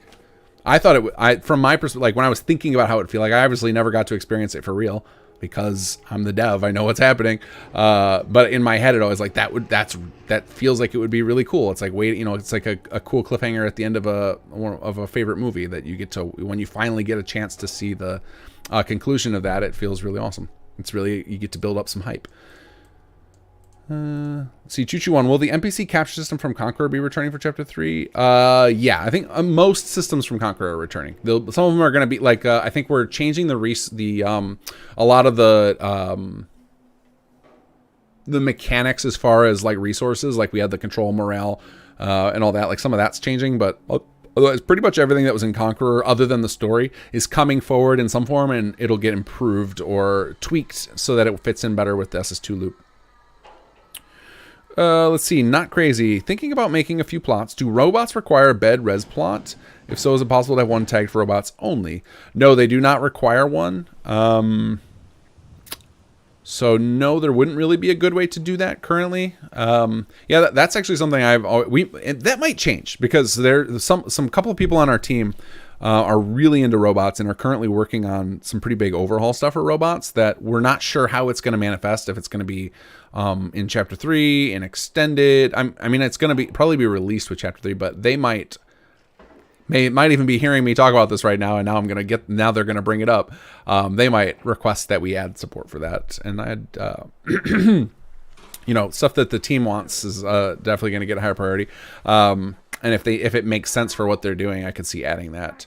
But we definitely don't put for robots. I would say they've gotten the short end of the stick from SS2's perspective. I rarely spend much time thinking about them. And now that we've got a couple people on the team thinking about them, you could see some big changes in the way robots are treated with the 3.0 patch, which will come when Chapter 3 releases. Pardon me, I gotta get some water here. Quester WI, is there any chance you'll ever be able to fix the Triangle of Death? No, that's just an engine issue. The Triangle of Death is when you have 3 settlements loaded simultaneously, you're going to overwhelm your game engine. It's just the nature of this thing. It's not meant for that. This is why Fallout 76 uses the same core engine. This is why they don't allow a bunch of players to stack their camps next to each other. It's why you have really low build limits in that game. This engine just does not handle it well. So if you stand in Red Rocket, you have simultaneously Sanctuary, Red Rocket, and Abernathy Farm all loaded together, and so your frame rate's going to tank and you're very likely to crash the game, especially if you're using a bunch of heavily built up sim settlements stuff, because there's just so many things loaded. Like every plot is dozens of references. There's invisible things you don't see that control all the different code. There's like, every one of these little icons up here is a reference. The ASAM sensor, all the individual things that are spawned on the plot. There's just so many items involved to manage that. So like we highly recommend you pick one of those 3 settlements to build in, because I mean, if you got a good system too, but I don't think most people's rigs can handle, even high end can handle all 3 of those settlements built up significantly in this engine. I think that's just a hard engine limitation. But again, that's another reason why I get excited about talking about TES 6 and Starfield, is that seeing what can the engine handle now that they're doing an overhaul on it. Let's see, guys, Gaming Gallery, any estimation on when Chapter 3 will be out? The goal is our current goal is to beat Starfield to market. So that's all I can say on that. We're trying to get it out before November. I don't know how long it'll take. But once we are confident in a date range, we'll put out a big trailer, and it'll have like what we did last time was we said coming fall, because we weren't sure, and maybe that'll probably happen again. It'll probably something like coming fall or coming September or something like that, because it'll be hard to commit to a specific date with how complicated this stuff is. Reminder, because I happened to catch a guy's question. But make sure you tag me in your questions so I see it. I'm skipping a lot of this because I don't want to have to read through all the banter you guys are doing with each other. I'm trying to focus on questions. Myther, rescuing Jake was great. The end of Chapter 2 is underwhelming. Oh, sorry to hear that. We talked about doing another big cliffhanger at the end of chapter 2, but we were worried at the time that we might not even be able to do chapter 3 just due to certain people's availability, but now we're committed to it. So we when we wrote the ending though, it's like, well, let's make sure, because if we had not been able to release chapter 2 and just Jake was just gone, how horrible would that have been, right? So like we couldn't risk that with chapter 2 to chapter 3 just because the development pipeline is so long. There's so many people and there's enough key players on the team where it's like they're the only person who can do this, and I can't fathom training anybody else to do it because they do so much of this work. There's a few people on the team like that where if one of them left, it would be like we can't finish, or it's going to take us 2 years to finish now. So like there's enough of that going on where we were really cautious about chapter 2 to chapter 3. I'm really excited for chapter 3, and I thought the ending was awesome. I think it's more. I think the end of chapter 2 is more impactful if you allow Berman to live. I think, but most people aren't going to do that because that guy's a dickhead and he needs to die. But I think the ending to chapter 2 is a little more impactful if he's alive. And I'm not spoiling that because I think there's still a lot of people who haven't finished chapter 2 because they're trying to figure out the HQ mechanics. Carvok made me angry and I killed everyone I could in the vault. See, Naughty Applejack, I'm still trying to get past how to HQ quest, but I'm trying. Yeah, HQ is, I I hope it's not because of bugs that you're having trouble. I know a lot of people are struggling because it's a complicated system. It's, I finally found a way to explain why HQ is the way it is. I left a big comment on Al Chessbreach's latest video where he was getting buried in HQ mechanics, and he finally figured it out. But all of HQ mechanics, like if you were to like just look at them from a higher level and not get lost in the weeds about how to handle each of them, but they are all designed to do the following. They were trying to make all your settlements awesome and have lots of surplus resources, and with caravan services. That's step 1. That's the goal. Step 2 is then go to all your settlements, find your best people, and send them to HQ, and then distribute them across multiple departments. So don't just cram them all into one department. Distribute them across so that and like certain departments, like I think security and admin right now are basically useless, which I'm sure a lot of you guys have figured out. That will definitely not be the case when I do the great big HQ patch. They will have a very, very prominent role. But the goals of all the mechanics and all the balancing of the numbers and some of those weird numbers like scrap logistics, all of those are in place to encourage you to do what I just described. So if you work in reverse, instead of getting stuck on the numbers and like, how does this work and all that, if you were to instead focus on, I'm going to just make my settlements kick ass, put caravan networks in all of them, and then start sending my best people to HQ, all the numbers just work themselves out. And so those numbers were just kind of to enforce that gameplay. And unfortunately, it's just there's so many required to enforce that gameplay that it ends up really confusing. I think the other big thing people get hung up on, and I understand why, is is trying to find the rooms they need. Like it's like, how do I find, where can I build living quarters? Like it's not clear. And part of that design, the way that's designed now, will make more sense after add-on pack authors get their hands on it. When I originally designed it, I thought we were going to have the add-on toolkit out within 2 months of release, and so this problem would have solved itself by now. But unfortunately, the way things are playing out, it's going to be more like 5 months after release before we start seeing add-on plan buildings for HQ. Because the ultimate I would have assumed, if I'm looking at this from the big picture, it would be that every single room in HQ can be turned into living quarters. And that's what will happen once add-on pack authors get their hands on it. Is they'll just start making, it'll be like, oh, there are no living quarters for this size room, and same with some of the other rooms. There's a lot of different room types that have high value, and that, like, the power distribution or the water, I don't remember what we called the water one, the different room types that are necessary for mechanics. Those people will end up creating variations of those that fit in every room, in the same way that you can pretty much find every building class for every plot size now, with the exception of probably 3x3s. But I think there are add-on pack authors who have made interior and 1x1 versions of basically every building class. And I'm hopeful that the same thing will happen with the HQ rooms, at least of the core ones, the really important ones that manage the mechanics like living space and stuff. So some of the decisions we made in HQ that make this thing seem confusing, part of that is because we're planning the long game, and unfortunately you guys are getting kind of the alpha version of HQ. Let's see here. Quester WI, just an FYI, I started playing FO4 since 8 a.m. until I joined the stream. Wow, that is a hell of a long session. I haven't done that in FO4 since it came out. I remember when it first came out. I went to a midnight release at a GameStop, and I remember I had this really awkward conversation with somebody. So the guy in front of me, just trying to make chit chat. He's like, "So what are you gonna spec in?" And I was like, "Well, the way they showed it, it's unlimited perks, so I'm just gonna get all of them." And he just like got really mad at me for saying that. Like, "Oh, that's not what you can't do that." I'm like, "Well, I had no idea what the XP curve was gonna be like." So like then they didn't want to talk to me anymore. So then I got to wait in line silently. But I remember I played the game like till 7 in the morning the next day. And then, I think at the time I had, I didn't have kids yet. So, but I couldn't just ignore my wife for days at a time.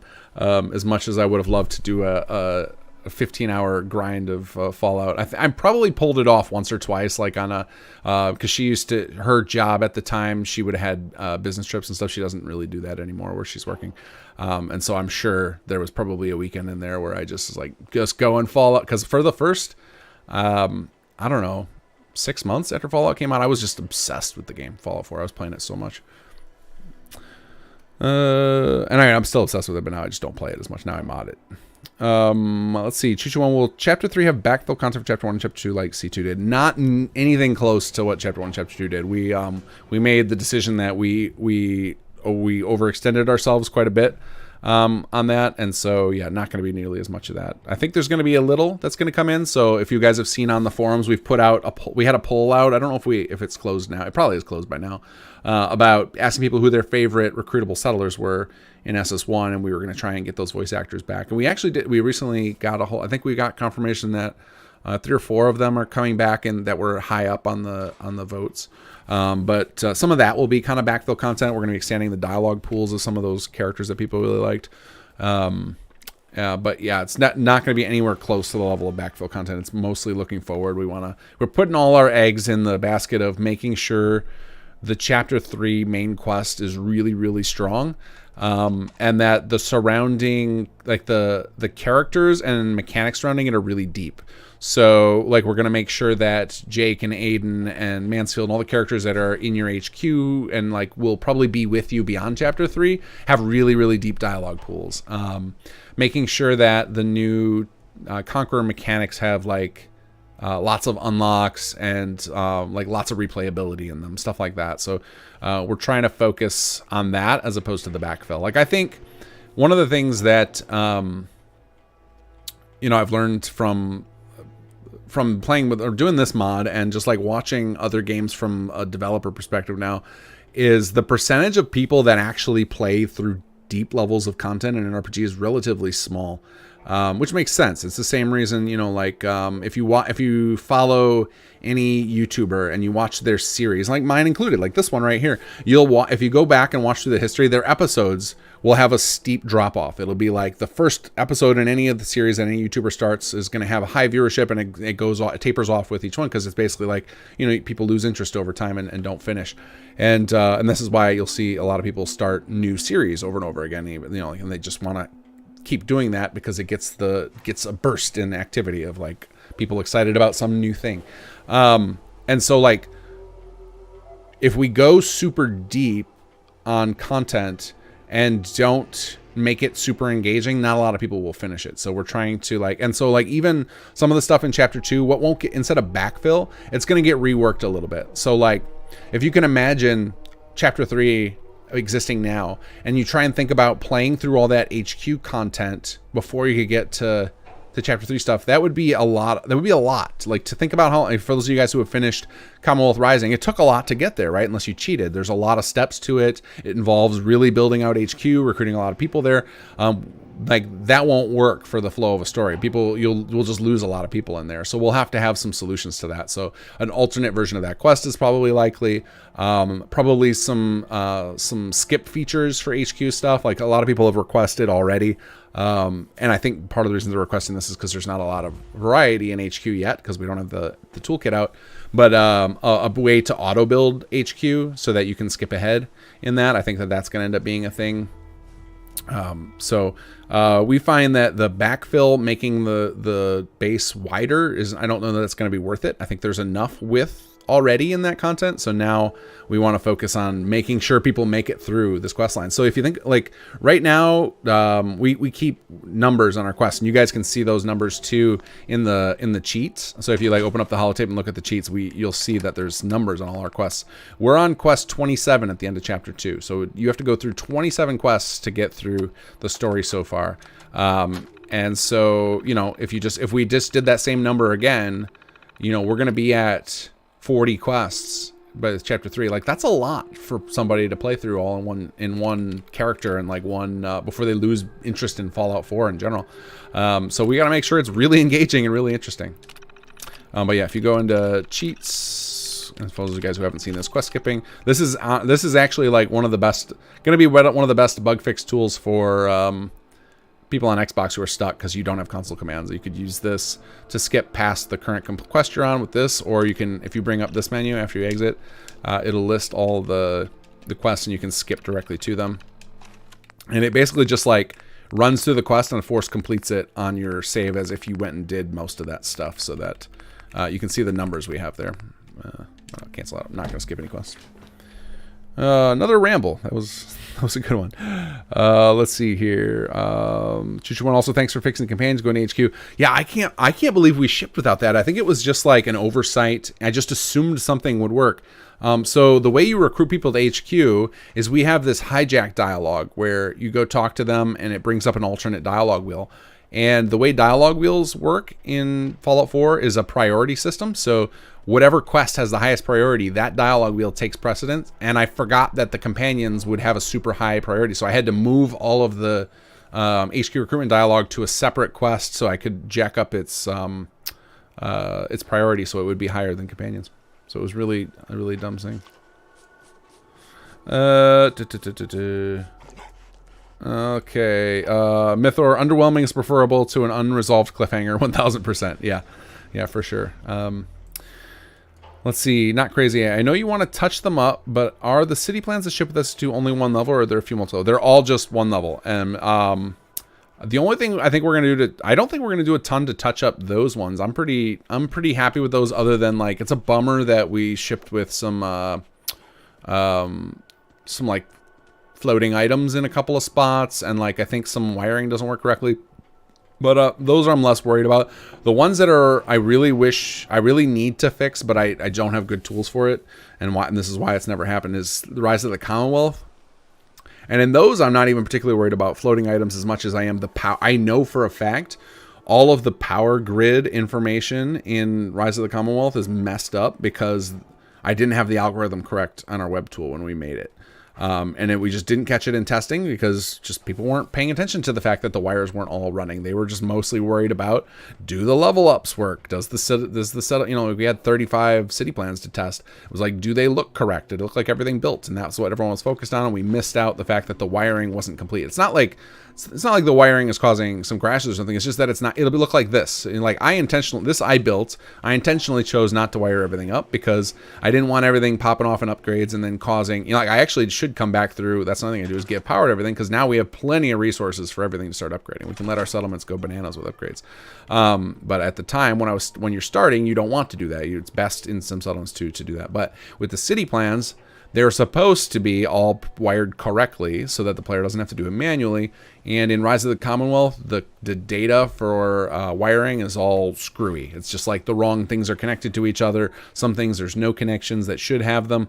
And fixing that is just a giant pain in the butt. Like just probably several hours per city plan to fix, if not more. And there's a potential that it'll cause, it's going to require a lot of testing too, because it might break existing saves that are using those city plans. So it's just like a mess. But to answer your question, not crazy. The only reason I brought all that up and went off on that tangent is because you talked about wanting to touch them up. The ones I really want to touch up are the Rise of the Commonwealth ones. Naughty Applejack, yes, it's because of bugs. If you're having bugs in HQ, I'm looking for saves. If you want to send those to me through the Sim Settlements forums, you can DM me there and send me your save file. Hopefully you're on PC. If you're on Xbox, unfortunately there's not much I can do to look at the saves. So Kind of stuck with those issues until we get them patched out. Choo-choo, could security be sent to deal with settlement attacks for us? I mean, could I do that technically? Yes, probably won't. Is not going to happen just because that would conflict with some of the stuff we're working on for Chapter 3. But security will have some functionality that is interesting. Quester WI, maybe add color for living quarters, medical, and all the other types of overview to HQ. So the real issue that people have with finding the stuff in HQ is until you go to clean the room, you don't know what's available there, and we don't have the ability to dynamically color anything in the HUD. Like this is a constant struggle with any of the new systems we add, and HQ especially it was pretty crazy to pull off all that HUD stuff. We're just so limited in what we can do with the HUD. That's one of the worst parts about Bethesda's engine is the HUD is locked down so tight. We have to you do creative uses of barter menus usually or message menus, or what we did with HQ is we just hijacked workshop mode because that ends up being an awesome menu system. But we're super limited in what we can do with interactive HUD elements. Let's see here. Paper Jacks, have any thoughts on moving to Twitch? I used to dual stream to Twitch and YouTube, and it was just more of a pain than it was worth. It didn't really it would often bug out on one and not the other. So now I just use YouTube. Most of my audience is on YouTube already for my type of stuff because that's where I post all the patch videos, and Twitch is not designed for that kind of thing. It's designed for live streaming. So yeah, I'm already at YouTube, so that's where I'm going to stick with. Let's see, and I'm not really looking to build up a big streaming audience. The whole point of me doing these streams is not to make myself a streamer. The point of this is to engage with you guys, to hang out and answer your questions, and to have a full playthrough from a developer perspective out there so that you guys can learn some of the behind the scenes stuff. I can talk and maybe, hear some secrets or gameplay mechanics that aren't well documented or aren't explained anywhere, or you can hear it from the mouth of the dev of how it works. So that's more the purpose of this. So yeah, I think if my goal was to be a streamer for the sake of streaming, then yeah, I'd definitely jump on Twitch. It seems to be the more popular place to do that. But yeah, it's just not my goal. Let's see. Deathwolf, is there a fix coming for the building plans being empty except for random? Yeah, that already has a fix for that. So I assume you mean being able to choose a building plan. So what you want to do is go into the city manager, holotape, go to tools, and then advanced tools. And then you're going to go to reset building plan caches. So go run this, and that should fix that issue for you. That's I don't know why that happens. It's never happened to me before, but enough people had it happening that I built a tool to fix it. So I assume it's something to do with uninstalling an add-on pack or something, or maybe it's just time served in a save. Maybe it'll eventually happen here, but that's the solution for it.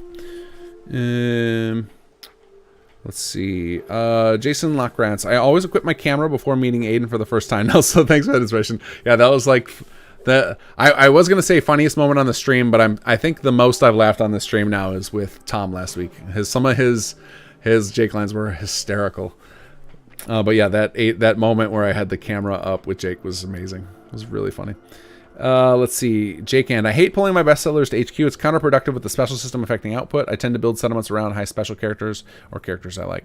I think the idea with the settlers to HQ is that if you're building your settlements and focusing on them all through the game, look how many resources I have, and this was just with relatively minimal effort. I spent a half hour on Oberland. Last week I spent maybe an hour tinkering with my settlements, and look how many surplus resources I have. It's so easy to get stupid rich that you eventually are going to get to a point. And obviously the settlers that are doing your food and water and power are not the case, but it shouldn't be hard to take your industrial people out of there. You'll have just boatloads of resources, and then once your industrial people are gone, now you need less food, water, etc. And if everything's on a caravan, then even if you have to take a guy who's making 25 food here out or 30 food here, the rest of your caravan can make up for it. So the idea is you would start plucking out your surplus settlers and sending them, and then once you do that, now your settlements have free slots for new people to move in. Then they'll move in and replace them, and then they can get trained up. So it's kind of HQ was never designed for you to just like suck out all those resources instantly. It's meant to be the end game activity. So it's supposed to be like a slow grind, which is why there's that 24-hour timer on all the projects. It's because it's designed to be like a long end game loop. You have something to focus on, you know, for hundreds of hours if you want to. Now, I recognize that some people don't want to do that. They want to rush through it, and that's where the cheats are in. So like I started adding some cheats to HQ. I'll pop those open just to show you guys. For those of you guys who don't want HQ to take a long time and you just want to see the content, totally cool. You can do that under, where did I put that? I think it's just gameplay options. So options, gameplay, should be an HQ section. Oh, it's not unlocked yet because I don't have HQ, or maybe, am I thinking of that wrong? I don't remember locking that. Is it just not set up correctly in the holotape? Did I never set this up correctly in there? Or maybe I have an old, because we had, that was like a thing I hotfixed with 2.01. Let me check in here. Gameplay. Here we go, HQ. Those are not, those, am I crazy? Were those not showing up in my, are they not showing up in the holotape for you guys? Did that get broken again? But anyway, so stuff like you can turn off the scrap logistics need with these things. You can turn off the 24-hour timer with override timers. And there's going to be, I'll add some more options to this to just keep making it options for you guys to skip it if you want to make it fast and quick. So like, or you can use, if you don't want to send all your settlers, you can go God mode, and that lets you just build everything. Oh man, I scrolled down a little further and I see we got another bot coming at us. Let's see here. Bunk, how will you handle the Chapter 3 end? Will we continue to have stuff to do with our mod, or does it just end? I mean, like, HQ and settlements are going to be your thing, and then there's, so, if you're unfamiliar with Conqueror, Conqueror was all about allowing you to convert your settlements into war camps effectively. So we piggybacked on this idea of outposts and vassals from Nuka World and really exploded that concept. And so that becomes the new end game activity after HQ. So HQ will always be there, and then you also have the war mechanic. So you can basically like set up settlements and start attacking other settlements. So you can arrange to have settlements claimed by other factions, like raiders can attack your settlements and take them over, and then you can take a squad and go liberate it and stuff like that. So that'll be another end game activity after Chapter 3 is over, where you can just do little wars with NPCs. Let's see, Chichu1 doing Nuka World right now. Will I run into issues if I start raiding my settlements? I don't think so, but we definitely don't do a lot of testing with that stuff. So it'll be if you find any, let me know. Canuck Oxhorn used to stream to both Twitch and YouTube simultaneously. Twitch didn't like it and made him choose YouTube 1. Interesting. So I wonder if some of those services have started going away. Maybe Twitch and YouTube don't like them. But yeah, there was always this like multi-stream service available as a website. You could like stream your content to, and then it would split the stream off. And it never worked correctly for me. It always was. And this was a while back I was doing that, and I just didn't like it then. I'm sure it's either, so it sounds like either it's been axed or yeah, or by now it would be improved, I would imagine. Sorry, I lost my train of thought. I'm definitely getting tired. I'm going to go through the last couple more questions here, then I'm going to head to bed. I just really looked at the clock. It's 12:30. Oh, and we've got more awful bots hitting on here. Let's see. Hide user. There we go. User's messages will be hidden. There we go. Okay. Abduleo, have you heard of the mod Minimum Radiant Squads? It allows you to create MM squads that you can send out to complete settlement radiant quests. Will SS2 ever do something similar? Maybe. So HQ, I think, is going to be one of the spots where we start allowing you to have command of people and giving them things to do. So I won't comment more on that, but Radiance, we're always nervous about messing with vanilla game stuff, but we'll see. We'll see. That could definitely, it's not outside of scope. Like HQ, I think one of the other things I love about HQ, so I try and keep us in our lane as much as possible. Keep us in settlement stuff. Now, that you probably are saying, like, that's nonsense. You have tons of quests now. So one of my requirements, like with the team when they propose new content, is that it should all feel like anything we're doing that's outside of settlements should feel like it came because of your work in settlements. So then it is kind of still in our lane. But like for an example of something that I didn't want to engage in was we didn't do the outfit injection patch by default. And my argument was that that's getting outside of our lane because it's touching NPCs that aren't settlers. And people, when they install some settlements, 2, I don't want us taking over their entire game world. Like we can if the player invests and says yes as they go, and then it'll feel organic. But I don't want to destroy the world Bethesda's created here. So so HQ opens the door to like, okay, well now you invested settlements, got to that point, and now it's in our lane once you're at HQ to do anything effectively, because now you've got an army under your supervision and departments doing different things. That like it suddenly opens the door for us to add more mechanics that are unsettlement related, which I really like. I really like that we've completed that gameplay loop in a way that feels good.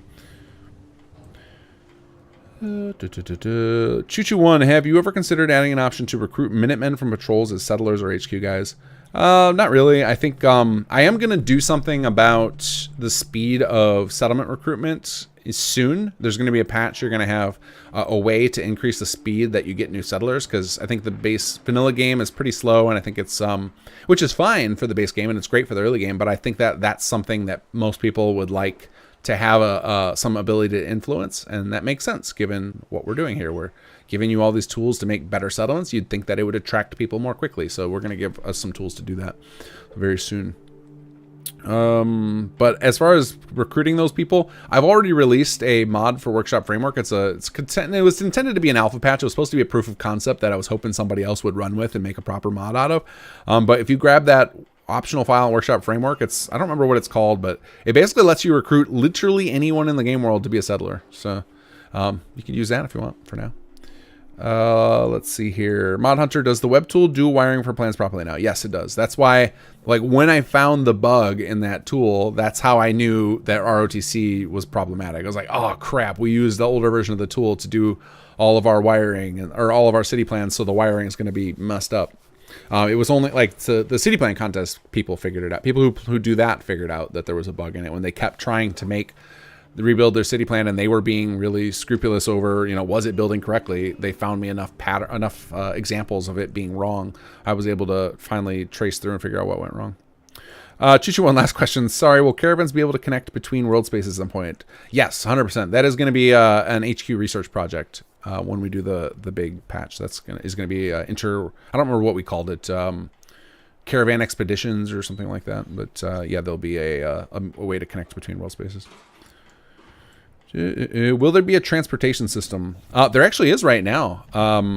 If you talk to your level 2 caravan person, and any vanilla settler running a caravan will have an alternate dialogue wheel when you talk to them, and it will let you fast travel between other caravan settlements with them.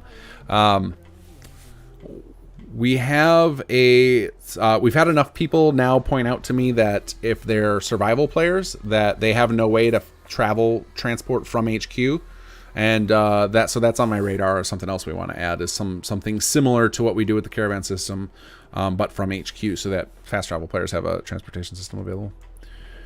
Carvac, I would like to see with Chapter 3 locations in the world that have your forces. This could really help with survival players. Yeah, I would love to see more of that too. I think one of the things we did in Conqueror to try and give the player the ability to have that was allowing players to set up patrols. So you could like point to a soldier and say patrol between here and here, and then you'd get some impact of it. But yeah, it would be really cool to see them in more locations. I agree. Jake Ann, would you consider adding increase to max settle limit into WSF similar to the build limit options? I think we indirectly have that. Let me check it's been so long since I looked at the options. Let's look at the Workshop Framework options real quick. I think what we have is options that basically turn off the rules so that you can kind of get that behavior, if I'm not mistaken. Maybe I'm wrong. Let's see, Workshop Framework, settlement gameplay. Okay, so so if you turn off, let me think here, what would you change? Adjust max NPC's charisma. Oh yeah, this is so you can turn off the max number. Maybe I don't have that set up in here. So we definitely had this in SS1 at some point. Let me check SS2. We definitely had something to pull that off where you could arrange to get a ton of settlers. Let's see, NPC recruitment by city plan. I guess we don't have anything like that. Yeah, yeah, that could be something I could look back into adding. I could have sworn we had something like this in Workshop Framework already. Maybe it's one of those things that are like I earmarked for, oh, we should add this one day, and I just never did. Let's see, Oscar Fry, does the SS2 work with subways of the Commonwealth? I assume so. I mean, like, we have rules on the team we're not allowed to do vanilla edits, so that we're just naturally compatible with most things. The only mods that we're incompatible with are those that edit workshops, like vanilla scripts, that especially the workshop scripts. That's usually the only ones we're incompatible with. There are some ones that we're soft incompatible with, like depravity. If you go too far into our quest line, then you can't do depravity. But that also ends up being, to me, that's not a huge issue because our two quest lines don't make any sense together whatsoever. So like if you're doing our quest line and depravities at the same time, there's just no way you can logic that into your head. So I've never been worried about that. Although you guys saw, I'll have a fix for that in the next patch with the little button on the door.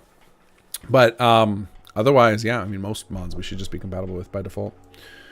Quest UI, thanks for another great stream. By the way, did we raise a ton of money for Tom's Charity? Yeah, I think we raised $1,200 for Tom's Charity, which pretty impressive to me. We did that in an hour and a half. That's pretty awesome. So kudos to you guys. Oscar Fry, does the SS2 mod work with... Oh, that was the same question again. Let's see here. All right, the last two questions I see up here are the last two notes I see are what I'm gonna answer, and then I'm gonna take off because my voice is giving out on me and I'm tired. 2500 PRC, will there be banking? A couple of people on the team have asked about banking and had some ideas for it, but I don't think they made the docket, just because there's just no need. Like, we give you so many caps. Like, you can see I have 3,000 caps from my system, and that's with level 1 plots. If I start upgrading my residential, those numbers are going to go through the moon. So I think there just wasn't enough need for banking in the mod and the way it's balanced right now. So no plans for that currently. Carvok, it is a soft build into settlement limit by the plan. A city plan is 30 beds. It will recruit up to 30 settlers. Yeah, there you go. Okay, guys. Well, thanks for joining me tonight. I didn't know we were going to go this long. I thought maybe I was going to run out of steam without a guest, but instead, you guys just turned on ramble mode for me, and we got there. So this was fun. I like rambling once in a while and letting you guys know how I'm thinking about stuff. Thank you again, guys, for joining. Thanks for the super chats, guys, helping out with dev costs and everything. And we will catch you next Wednesday for some more live streaming. All right, take care, guys.